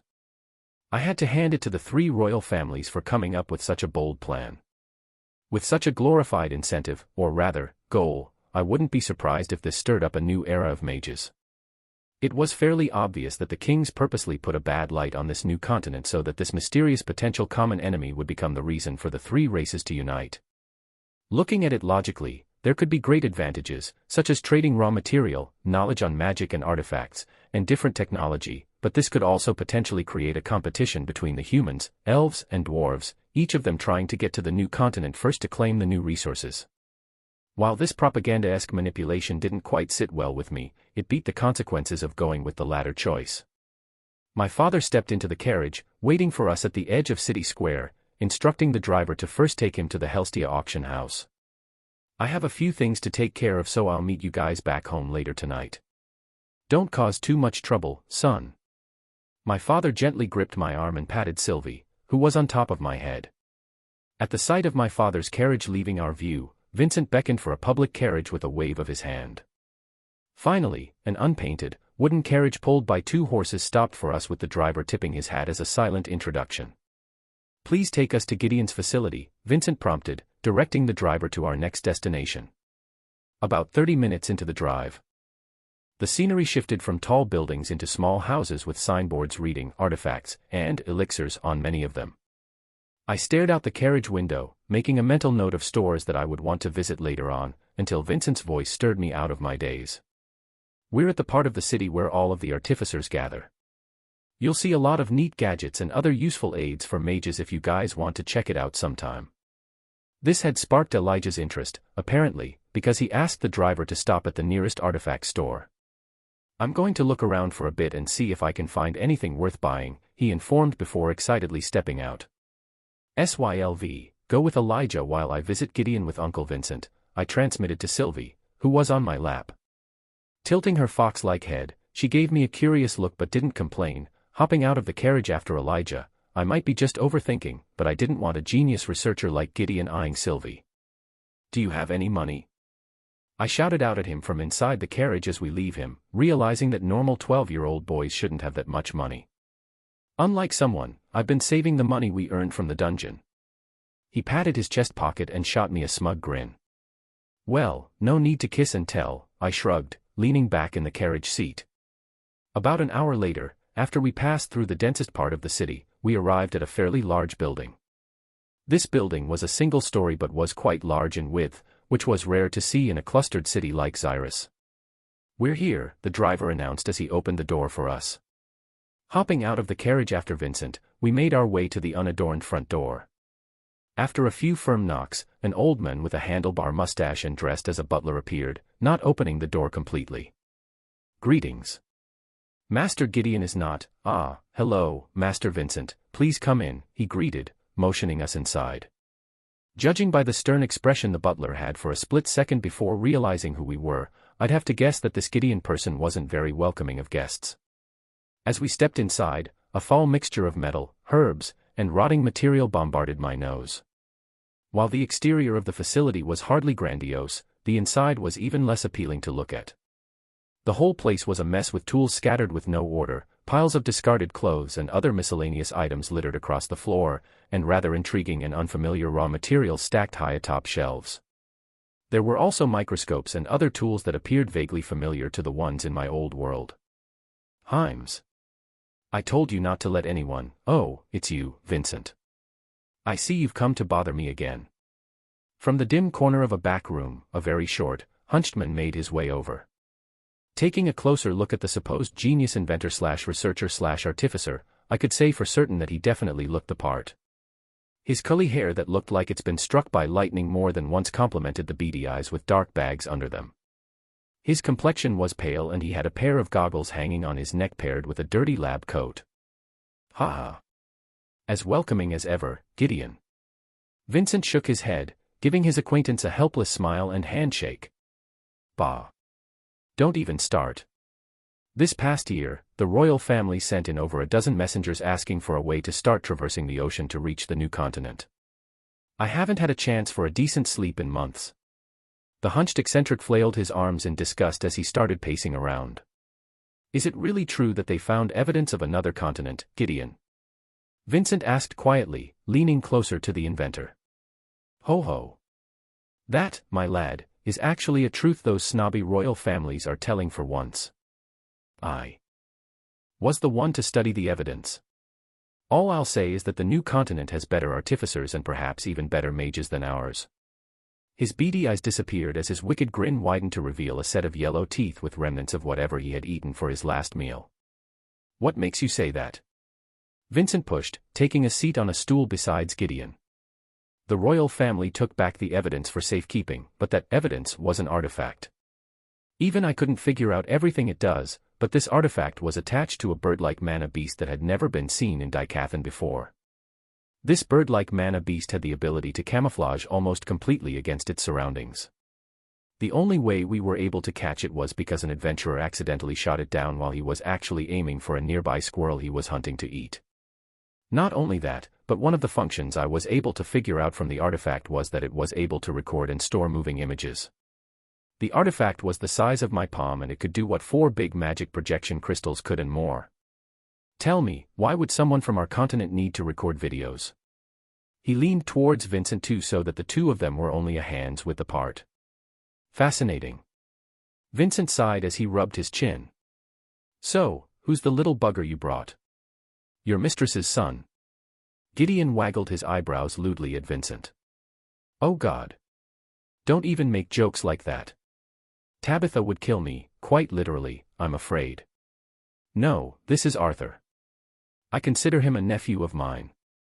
He placed a hand on my shoulder. Giving a respectable bow, I introduced myself.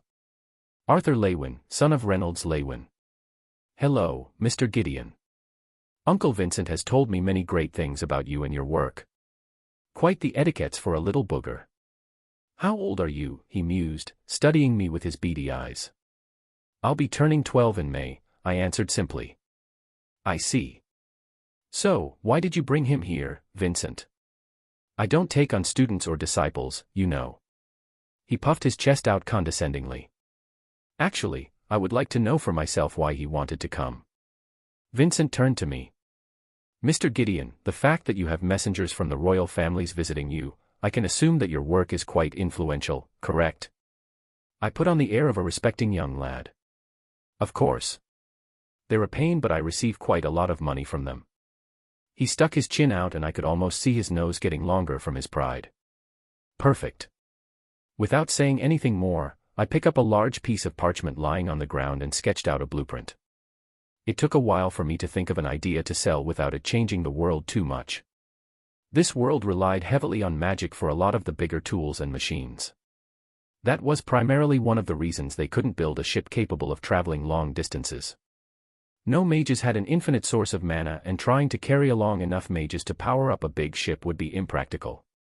I could feel both Vincent and Gideon's hot breaths on the back of my neck as they peered closely at my drawing. After about half an hour, I finished drawing a rough draft of a steam engine. I didn't draw in some of the key components so that Gideon wouldn't just steal my idea. I would draw those in after the negotiations were complete. This. His beady eyes widened twofold as he snatched the paper away so he could study it in depth. Of course, why didn't I think of this? There was this solution as well. I could see his hands trembling as his nose practically touched the parchment. Suddenly, his eyebrows furrowed and his gaze darted all around the paper. I feel like something's missing. I gently took the paper back and rolled it up. I did leave out some key details that I will more than happily include once our negotiations are over. I put on an innocent smile. Are you really just a 12-year-old? His gaze became sharp, but after a few seconds, he let out a helpless sigh. Even Vincent looked baffled by the turn of events, but he handled it better since he knew what kind of person I was. Yup. Can you show me some of your most precious artifacts? Uncle Vincent told me you make some of the best. I smiled, tucking the parchment inside my robe pocket. Himes. Bring my latest works.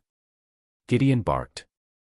Soon after, the poised butler with the handlebar mustache appeared, with him, a protected case the size of an adult, sealed with something even I didn't recognize. Gideon whispered something into the lock while placing both hands on it. After a brief moment, the lock glowed and folded itself into different shapes before opening. Inside the case was an array of various enchanted weapons.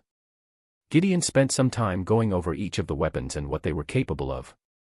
The quality of these items were several levels above the ones sold at the auction house.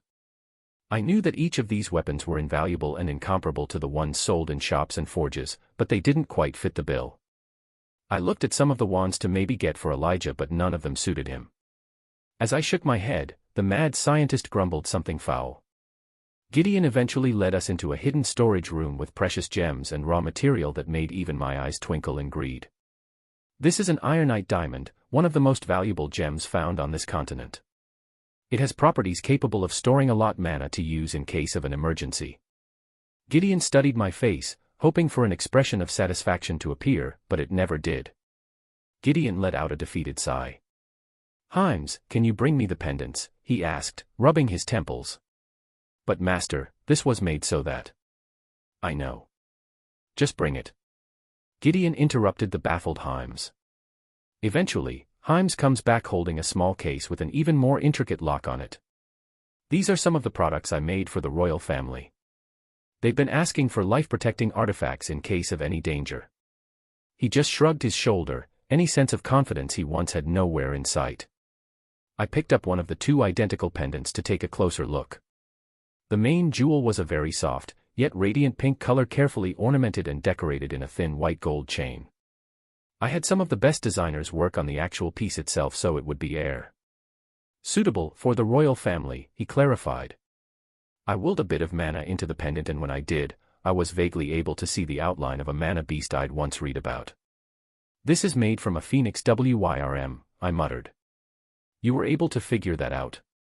Gideon became even more intrigued as his eyes carefully studied me, trying to figure out exactly what more I was capable of. Continuing on, Gideon explained, while the phoenix wyrm isn't nearly as rare as the dragon species, this particular breed is still a high S-class mana beast. They aren't really known for their power and combat capabilities but their unique ability to preserve their own life. When the phoenix wyrm is attacked, its pink scales will elongate and harden around them, forming a sort of cocoon. This caught my interest. However, that's not even the best part. When the super hard cocoon they're protected in breaks, they deplete all of the mana in their beast core to instantly transport themselves to wherever they know they're safe. It's a very unique ability that I've only seen in the phoenix wyrm. These two pendants are probably the most valuable artifacts I have. The jewel itself is made from the beast core of the phoenix WYRM and also small fragments of its scales, allowing it to reproduce the life-preserving effects of the beast, to a certain degree, he continued. How many times will the user be able to utilize the effects? I asked, studying the pendant even more closely. Honestly, I'm not too sure. The Glader family presented 5 of these beast cores that had been kept over time for generations. However, they didn't know what exactly these mana cores were capable of, they only knew that they were extremely valuable. They had already been studied and none had the beast will, but still, the value of just one of these beast cores cost more than normal S-class cores. The first of the 5 I made was a failure, not showing the ability at all. The second and third showed its ability once before turning to dust. I imagine since the mana core doesn't completely deplete itself to transport a human, it'll work at least twice like the previous 2 cores I used to make the pendant did. He shifted his gaze from the pendants to me with hopeful eyes. These are for the Glader family, right? Is it really all right for me to take these when the Glader family provided the raw materials for it? Well, like I said, they don't know what exactly those beast cores could do, so if I just make a good replacement life-preserving artifact, I think it'll be fine. Of course, if you choose to trade your blueprint for something else, that'd be even better, he revealed another toothy grin. Haha. I'm not that nice, Mr. Gideon. I'll take these 2 pendants. I unrolled the blueprint and filled the rest of the key components that I had left out. Sigh, you're putting me in a tough position, but I know that you're doing me a charity by giving me these blueprints. With this, I imagine that our people will be able to reach the new continent before they reach ours. He studied the blueprint before folding it and carefully putting it in his pocket. He turned back to me, his gaze not looking at me as if I was a child but more so an equal. Where did you come up with this idea, though? What are you really planning, Arthur? Did you want to speed up the process for the voyage to the new continent? I only laughed and headed out the door, the silent Vincent, who was still bewildered by the turn of events, trailing behind me. Like I said, Mr. Gideon, I'm not that nice of a person. I only wanted to get my little sister a good birthday gift, I answered without looking back, waving the small case that had the 2 pendants inside before getting into the carriage. The journey back home was silent for the first half until Vincent finally spoke. Not only a genius augmenter but a brilliant inventor. What exactly was it that you drew out for Gideon? I explained in simple terms. I drew the blueprints for a steam engine, which is capable of producing quite a lot of power by using steam produced from specific material that exists on this continent. With that and some modifications so that it could be interchanged with fuel powered by mana, traversing a long distance shouldn't be a problem. From what magical star were you born under? Vincent shook his head. Please, this was an idea I got from somewhere else and I just tweaked it a little to make it work better. Please don't make too big of a deal out of this to my parents, I begged, looking at the 2 beautiful pink pendants again. Well, your parents probably wouldn't even make a big deal of something like this considering how abnormal you are, he shrugged, chuckling to himself. Luckily, no one was home, so I carefully hid the case after wrapping the 2 pendants individually. My sister's birthday was next week and then there would only be a few months left. Until my 12th birthday, and eventually, the new year of Xyrus Academy. Even though I wouldn't be that far from my family while I was at school, I would certainly be limited in how often I could visit them, so my main goal during this time was to ensure that my family could take care of themselves in case anything bad happened. I knew I was probably overthinking everything, but I preferred to be on the safe side when it came to my family. For that, I was willing to sell even my soul. Chapter 42, A Ball. The ballroom inside the Helstia Manor had been lavishly decorated with colorful string tapestries hung along with other fine embellishments on the tables and stage to match. The elaborate placement of the orbs that made up the chandelier sparkled, creating a serene ambience as the guests started entering through the towering front doors. I was dressed very formally for the special birthday party the Helsties and my family decided to throw for Ellie. While this world did have formal wear that were very similar to tuxedos from my old world, this world did not have ties. Instead of ties, handkerchiefs were wrapped underneath the collar and tied fashionably. Sporting a black suit with a white collared shirt underneath, the only bit of color in my ensemble was the light blue scarf I had tied underneath the shirt collar. I wanted the black handkerchief, but my mother insisted that I should wear blue to accentuate the color of my eyes. With my gaudy blue scarf and windswept hair that had been thoroughly cemented by whatever paste was made to style it, I felt like some sort flamboyant show dog. Since the ballroom was located in the opposite wing from our rooms, Ellie had no idea that we were throwing her this party. She was under the assumption that the both of our families were going out to a fancy restaurant, so she was excitedly getting ready with our mother and Lilia, who came back for the occasion. Sylvie was sleeping inside my room, her body still getting used to the big change she underwent recently.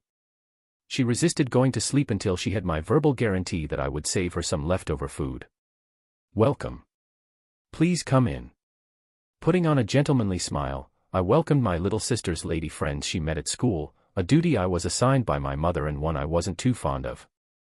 Met with shy giggles and red faces, I kept a gentle smile on as more and more guests started trickling out of their carriages, accompanied by a driver and a chaperone.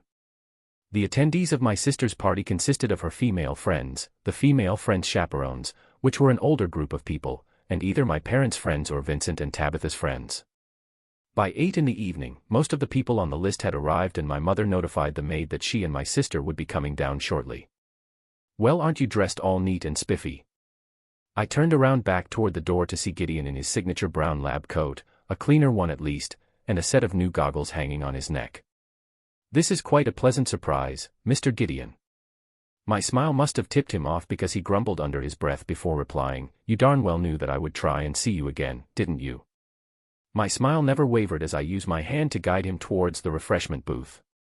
"I'll admit it was unexpected of you to utilize my sister's birthday to meet with me though. Bah.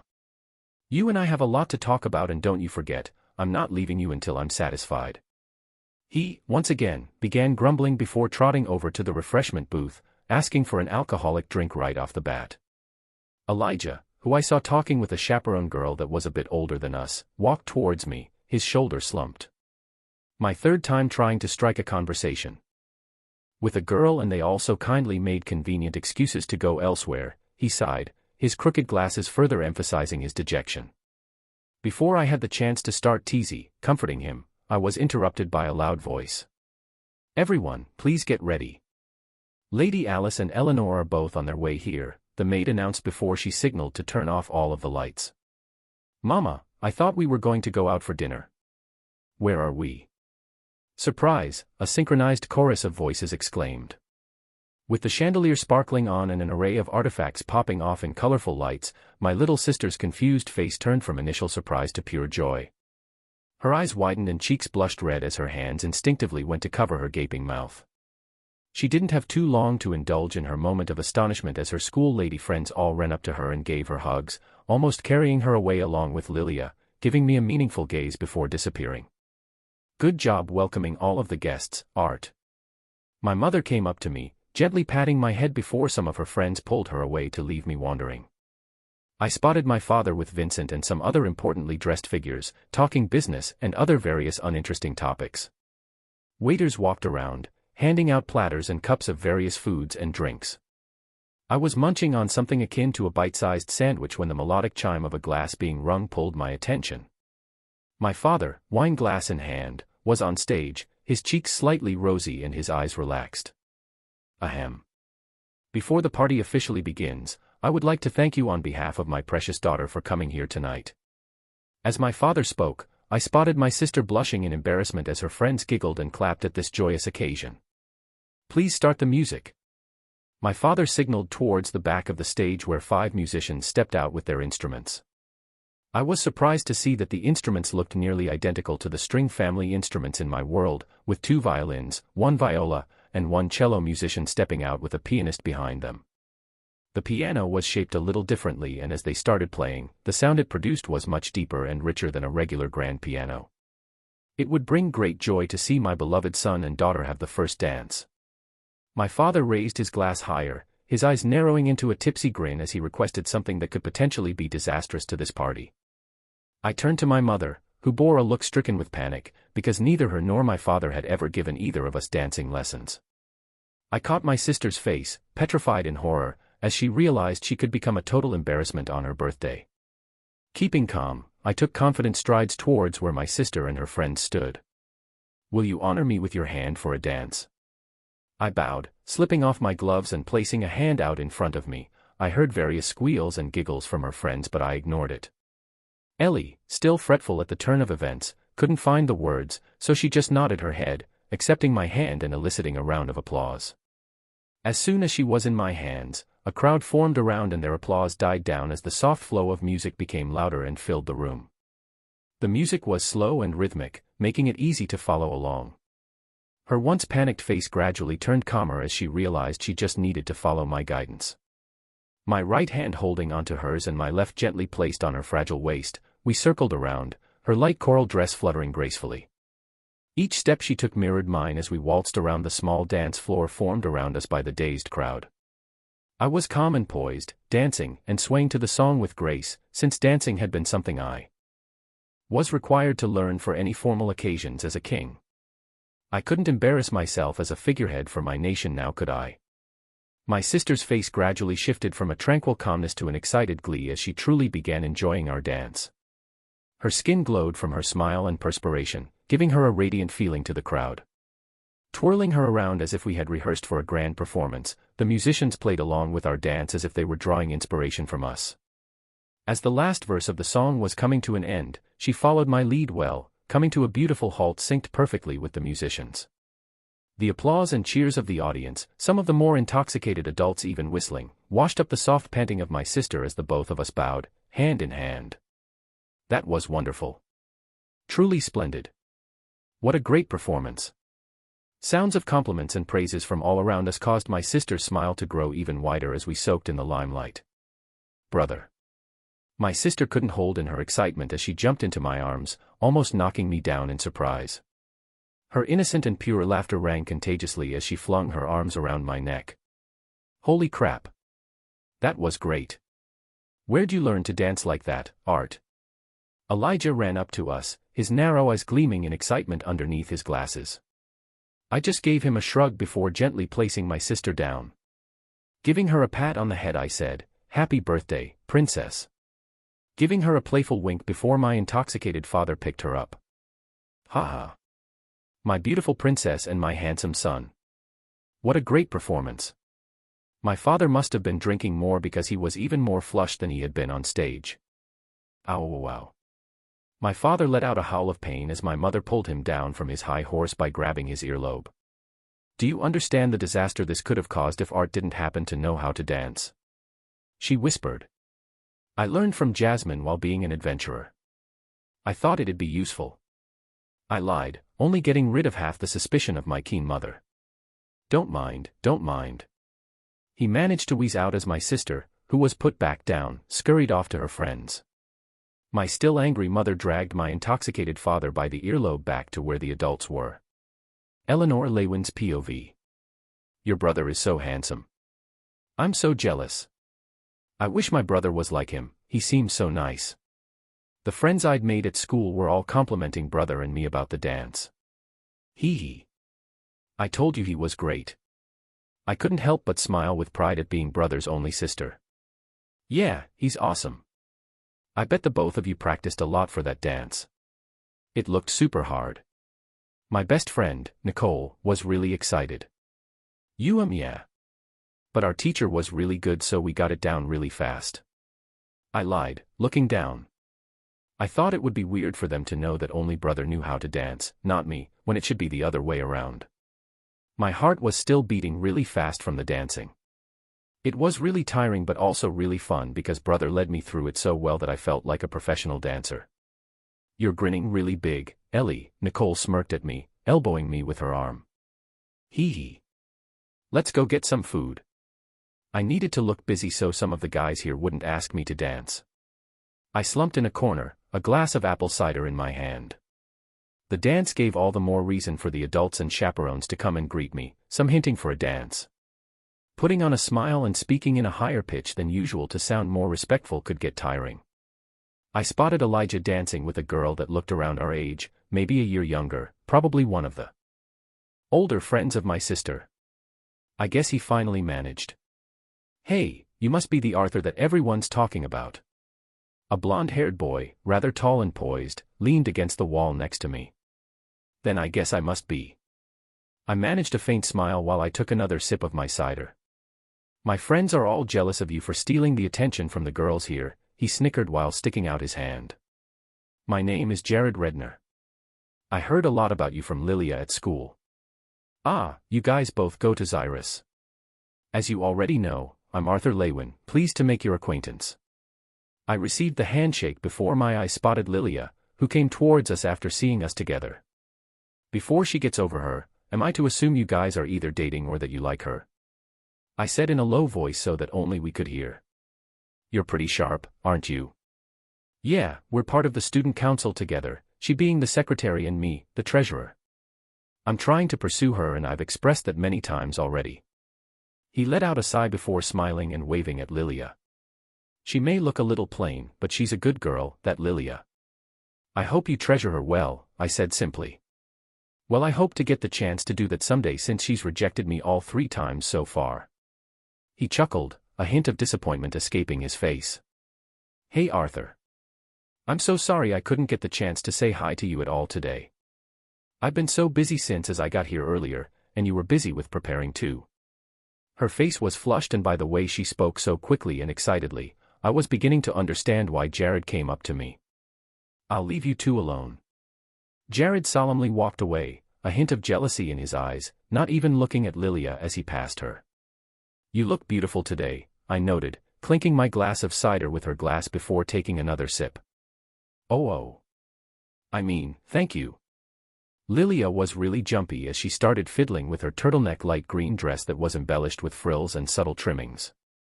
I hadn't seen her since before she started attending Xyrus. Lilia had matured a lot this past year and a half, her childlike face slowly becoming a bit more refined. We started talking a bit more about her school life when I started teasing her. You must be pretty popular at Xyrus. Do you have a boyfriend yet? Even my sister would sometimes tell me about boys who liked her, gloating that she was popular. And no, of course not. I don't have anything like that yet, haha. Lilia was desperately waving both her hands, signaling no way, which made me laugh. You're still young, so take your time and meet the right guy. But you better bring him to me first so that I can approve before you start dating him. I poked her in the arm. A shred of dejection showed on her face before she quickly covered it up, saying, yeah, I will. Just don't be too hard of a judge. Ahem, mind if I borrow the, young lad? I looked up to see Gideon walking up to us, something akin to a polite smile strewn across his usually scowling face. Chapter 43, A Ball 2. It was obvious Gideon's abrupt intrusion caught Lilia by surprise, but she replied evenly with a polite smile. Of course. I'll see you later then, Art. She waved at me, bowing towards Gideon before running off to the heart of the party. You know that young female cohort of yours likes you, right? Gideon scratched his cheek awkwardly as his gaze followed Lilia's figure. I know, I responded simply. You two seem to get along, though. You're not going to do anything about it, he pressed. She's someone that has had her life changed by me. More so than the feeling of like or love, it's something more akin to gratefulness that she feels.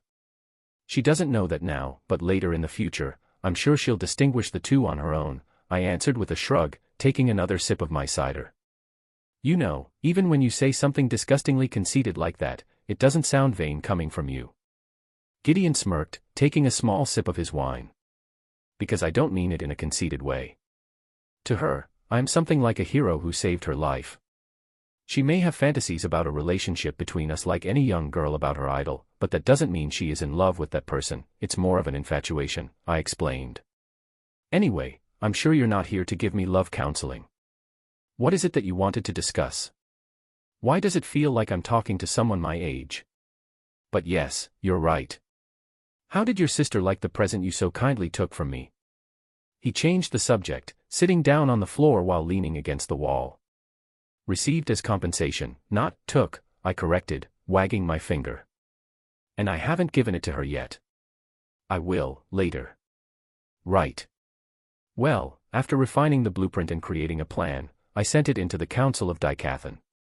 They approved it and it is undergoing a construction plan right away, he announced, his usual joking manner non-existent. After the founding of the Six Lances, the 3 kings and queens of Dicathan had come together and announced to the public that the current monarchy of each of the 3 kingdoms would be changing into one council for all of Dicathan. This decision wasn't really up for debate, but it did bring some groups to rebel against it.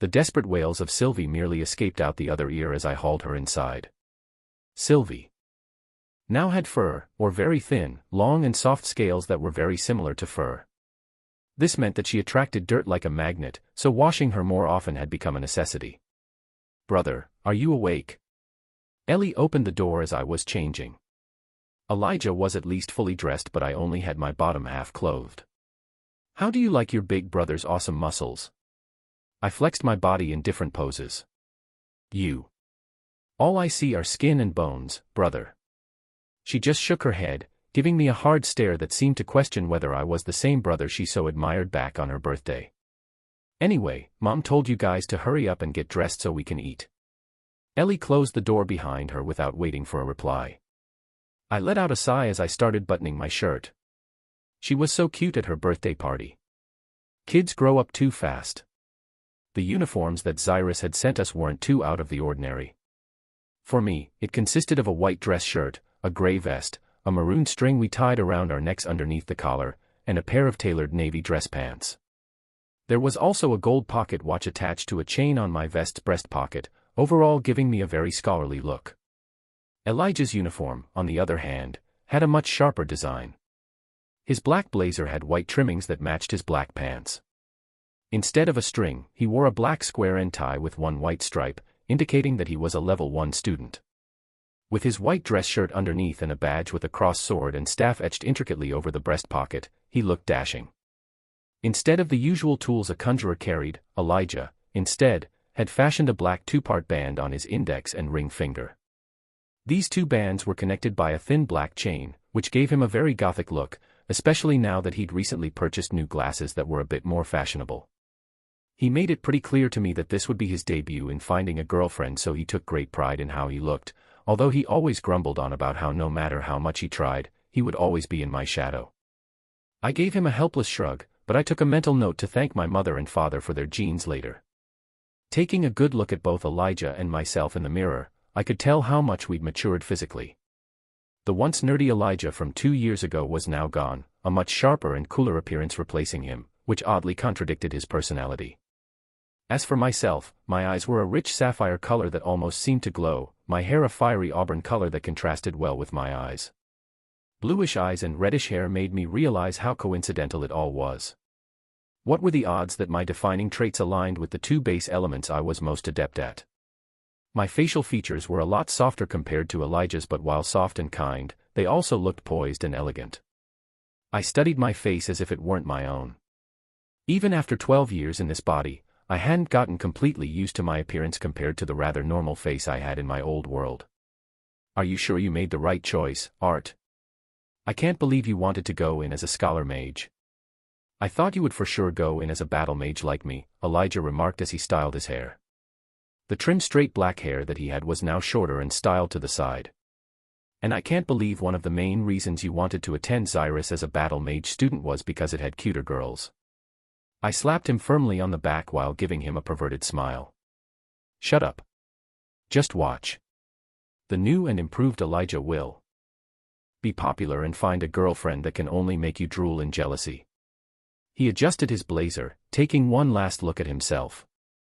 Obviously satisfied by his appearance, he walked towards the door while I followed.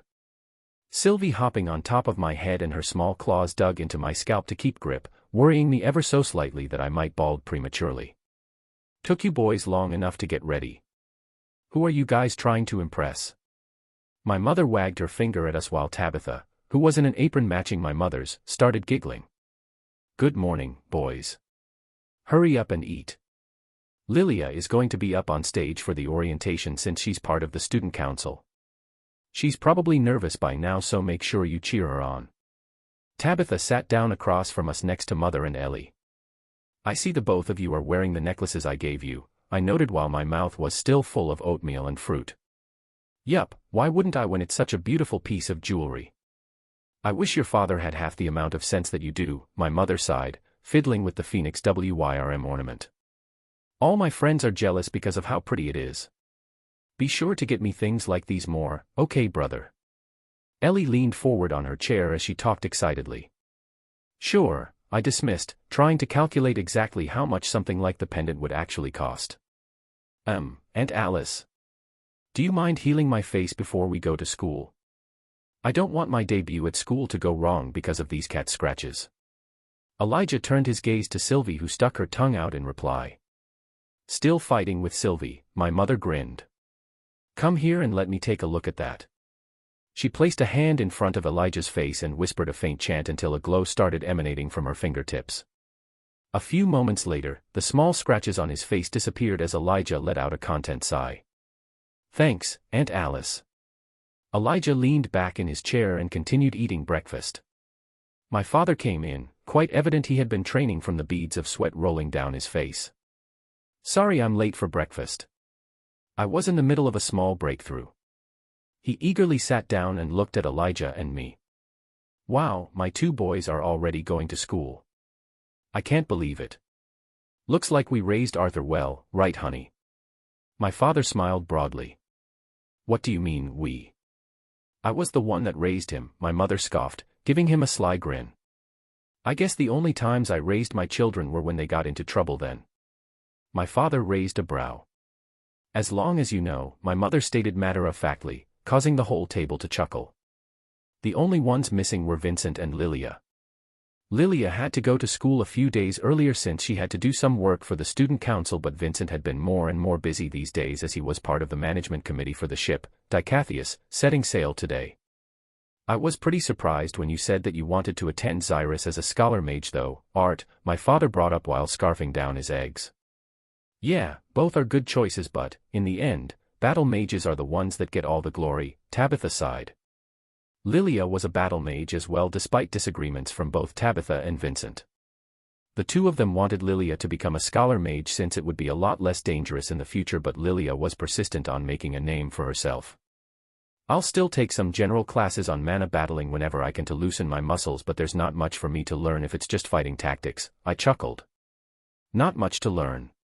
If any of the students heard you say that, you'd get beat up. No wait, if they could even beat you up.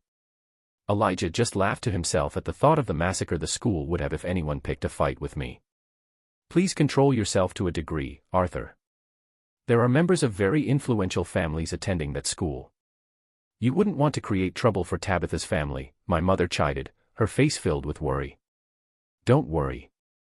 I'll be sure to only moderately beat people up. I saluted while stuffing my face with more oatmeal, Sylvie stealing the fruits mixed into it. My mother just shook her head, but my father laughed, just as a maid walked in. Mr. Arthur, Mr. Elijah, the driver says that we should leave now if you are to make it on time for the orientation ceremony, she said while bowing. Well, off we go. Elijah finished the last bite of his ham and stuffed some greens into his mouth before standing up and straightening his black blazer. I stood up and walked around the table to where my mother and Ellie sat. Mom, Ellie, before I leave, I need you guys to show me your index finger for a bit. Huh. My mother looked at me, confused, but nevertheless showed me her index finger while my sister unhesitatingly followed suit. I took a quick poke at both their index fingers with my man-imbued finger, just enough for a droplet of blood to form on the tips of theirs. Put the blood on the necklaces. The seriousness in my voice made them silently concede despite their initial surprise. They both placed their index fingers on their respective necklaces and the blood on the tip of their fingers got absorbed into the jewel immediately. These necklaces are now bound to you, so only you two can wear them. They'll protect you just in case me or Dad isn't there, but still keep yourselves safe while I'm gone, okay? I gave the both of them a strong hug and my sister teared up a little bit. I hugged my father and Tabitha as well, my father holding me firmly in his strong arms. Be good, boys, and don't worry about us, my father said. Come visit whenever you can and keep in touch. My mother added before letting us off. Bye brother, bye Elijah. Be safe, my sister shouted out to us as we walked down the stairs. Your luggage is in the back of the carriage.